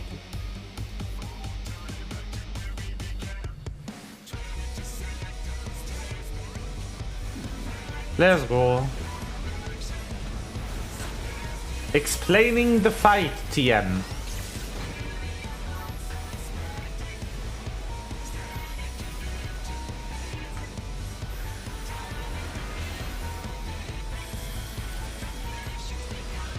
It's funny that the only person who got the first time achievement just explained the fight to everyone else in here. Also, yeah, that's that one hurts. That one just hurts. Nothing you could do there. I mean, I'm not first time, it's just funny. I've done this like multiple times in my life.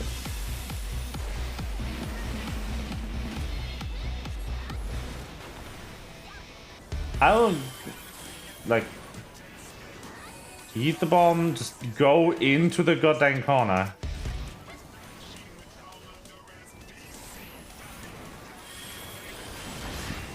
And then you won't be hit. And you're fine. Easy.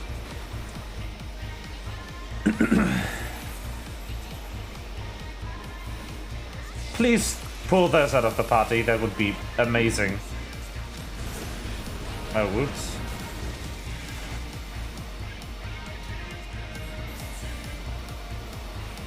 I want that stance, please. Bad.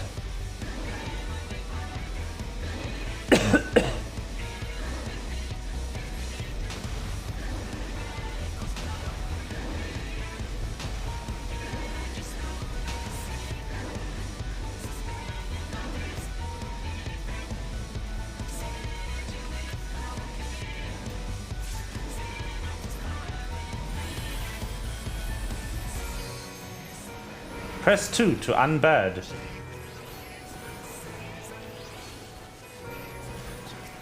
Also ads.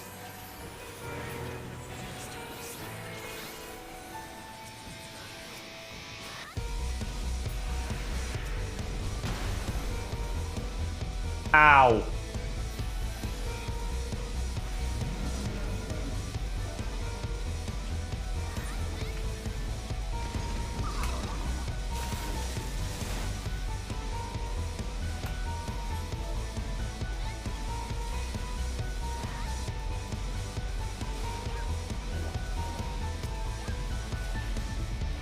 Please heal the tank.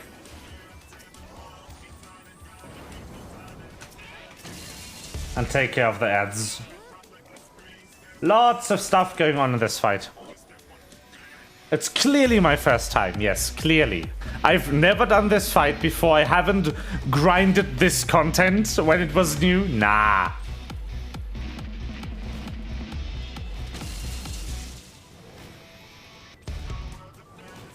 Away from the bomb, please. Thank you. No, first time. All right. Oh god. Why?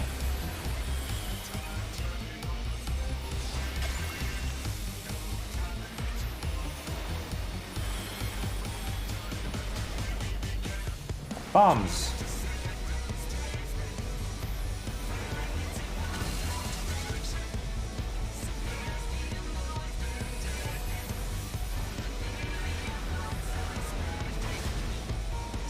Just don't stand in the bomb and you will be fine. Like the easiest mechanic. Okay, it's bird time. Big bird.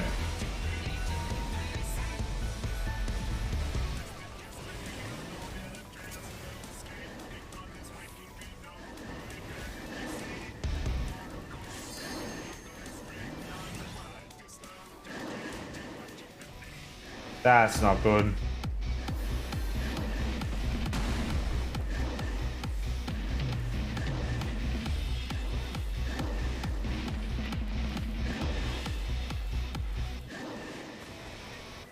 Yeah, this is where you want to be bad.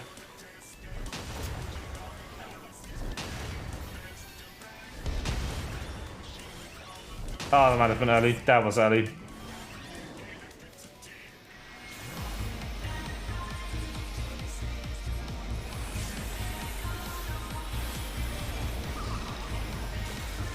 No tanks. Bad. Bad. No tanks is not good. Stop running.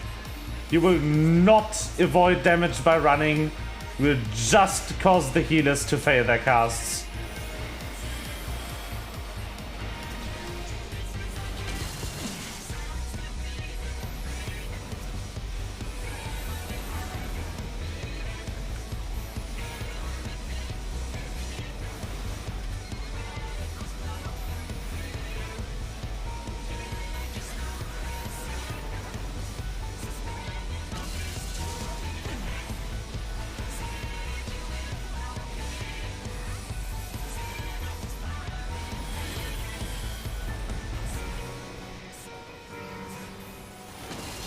Oh boy. It's the longest I've ever taken in this boss in like 5 years. Damn. Ah no, don't want to skip the cutscene. There we go. Also, one more on the house.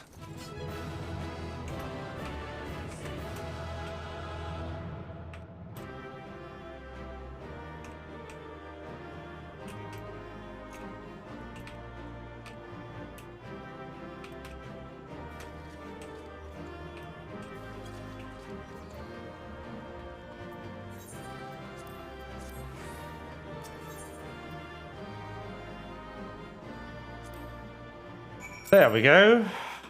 We got the newbie experience, yes. Just gave them one more tip on the house. This is also a tip for Kakian because you're new to the game. Even if you don't play it often, you still play the game sometimes.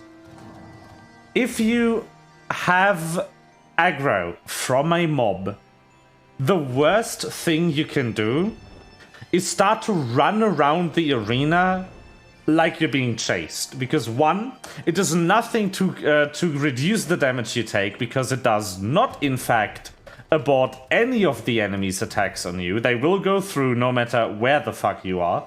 Game does not care. And if you cross through a healer while running away, if you run around them, it will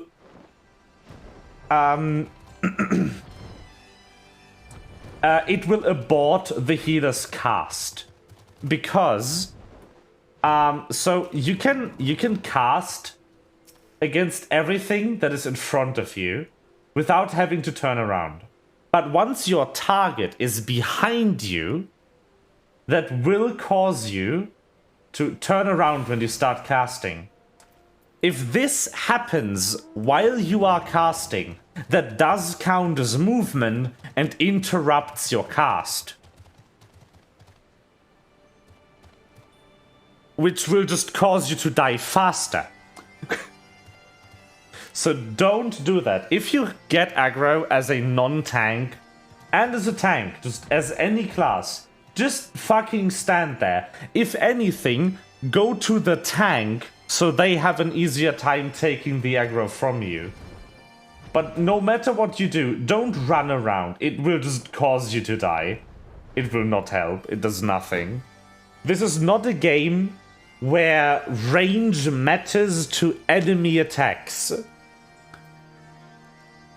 They just run behind you for flavor, not because they have a range limit. They are just programmed to be close to you while attacking. But every enemy attack has effectively infinite range. And just can hit you from the fucking moon. No problem. But that's like the biggest thing that you can mess up as a new player, is acting in a way that does not help you when you get aggro from something. Well done, lad. You left those Illuminati smarting, without so much as a scratch to show for it. Now I'm sure you finished them off, and we would too. If truth be told, well, I'm sorry to say we've a problem. While Wedge and I were out on patrol, we saw something you see. A meeting between Mide and the enemy. Oh no.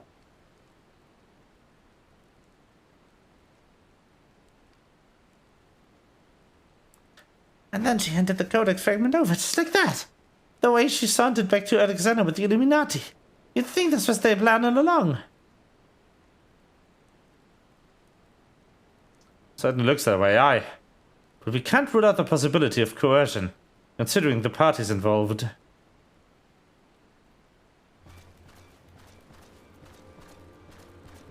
Cat. Score! Foolish Uplanders, Treasure Hunter was happy to give codex. And why not? She makes busy deals with Illuminati since the very beginning.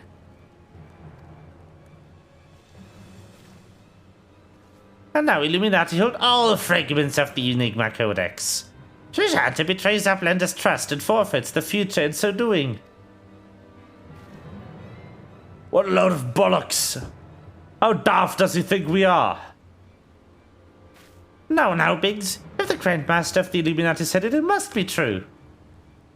Score. Everything is as written. It must be. If Illuminati are to guide chosen to perfect word, not one piece can be out of place. With this, another page becomes reality. When Illuminati find missing piece, the prophecy will be fulfilled.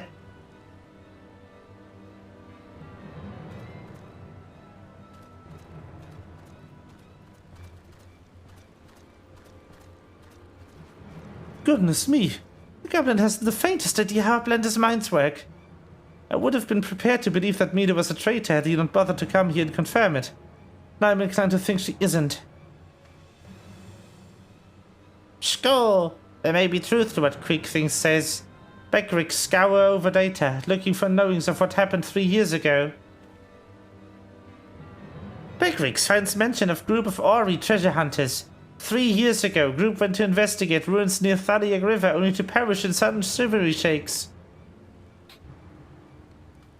3 years ago, you say? It wouldn't be an earthquake that accompanied the failed summoning of a primal, would it? Bugging me. And what are you saying? It was the treasure hunters doing the summoning? And that Mida was one of them? Now hold on a minute. I'm willing to accept that Mida may have been a member of the doomed expedition, she being an Ori treasure hunter and all, but I fail to see what interest such a group would have in the deals of the Enigma Codex, let alone summoning a primal. Score, such was a question Beckrix asked himself, so he spent so much time gathering knowings and finding answer in book lent to him by Charlie and Uplander.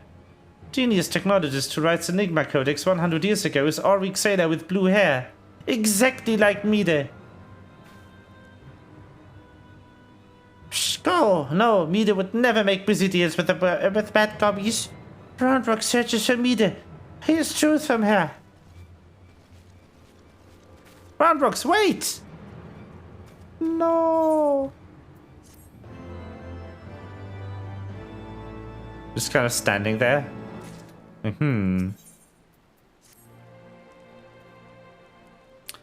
You're worried about Roundrocks, don't be. Wedge won't let her come to any harm. Truth be told, I'm more worried about this business with Mida. Still, we should be careful making any rash decisions.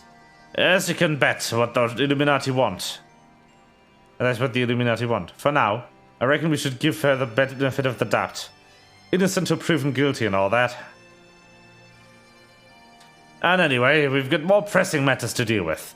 Namely, taking back that Codex fragment. And pushing onto Alexander before the Illuminati have a chance to shore up their defenses. Ready for another round? Good. The sooner you get going, the better, I reckon. Oh, and when you're in the belly of the beast, be sure and break something for me, eh?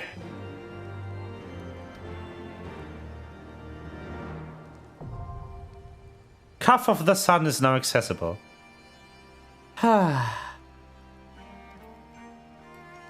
Okay. But that would definitely put us over time. if I do play that now. It'd definitely do that. So I'm not gonna.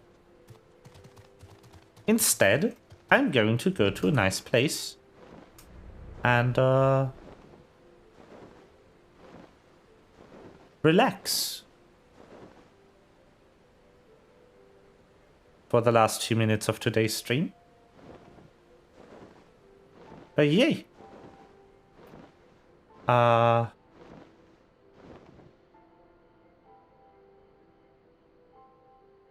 That will be it for today.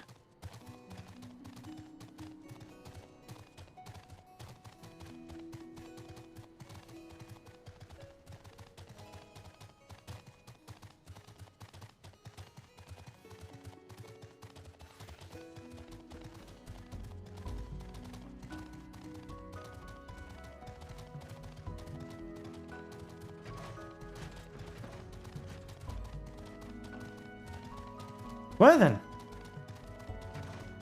I'm just gonna kind of hang out in front of the Aetheryte or something. Let's do that. Here we are. Bonne nuit. That will be it for today's stream. I will be returning live tomorrow at the usual time. I'm not yet sure what I want to play, but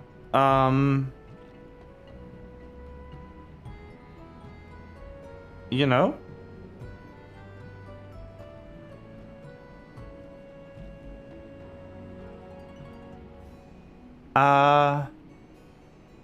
we're gonna play something. Might be this, might be Yakuza, might be, I don't know. In any case, I thank you all so much for watching. I hope you had a good evening. And I will see you tomorrow. Good night.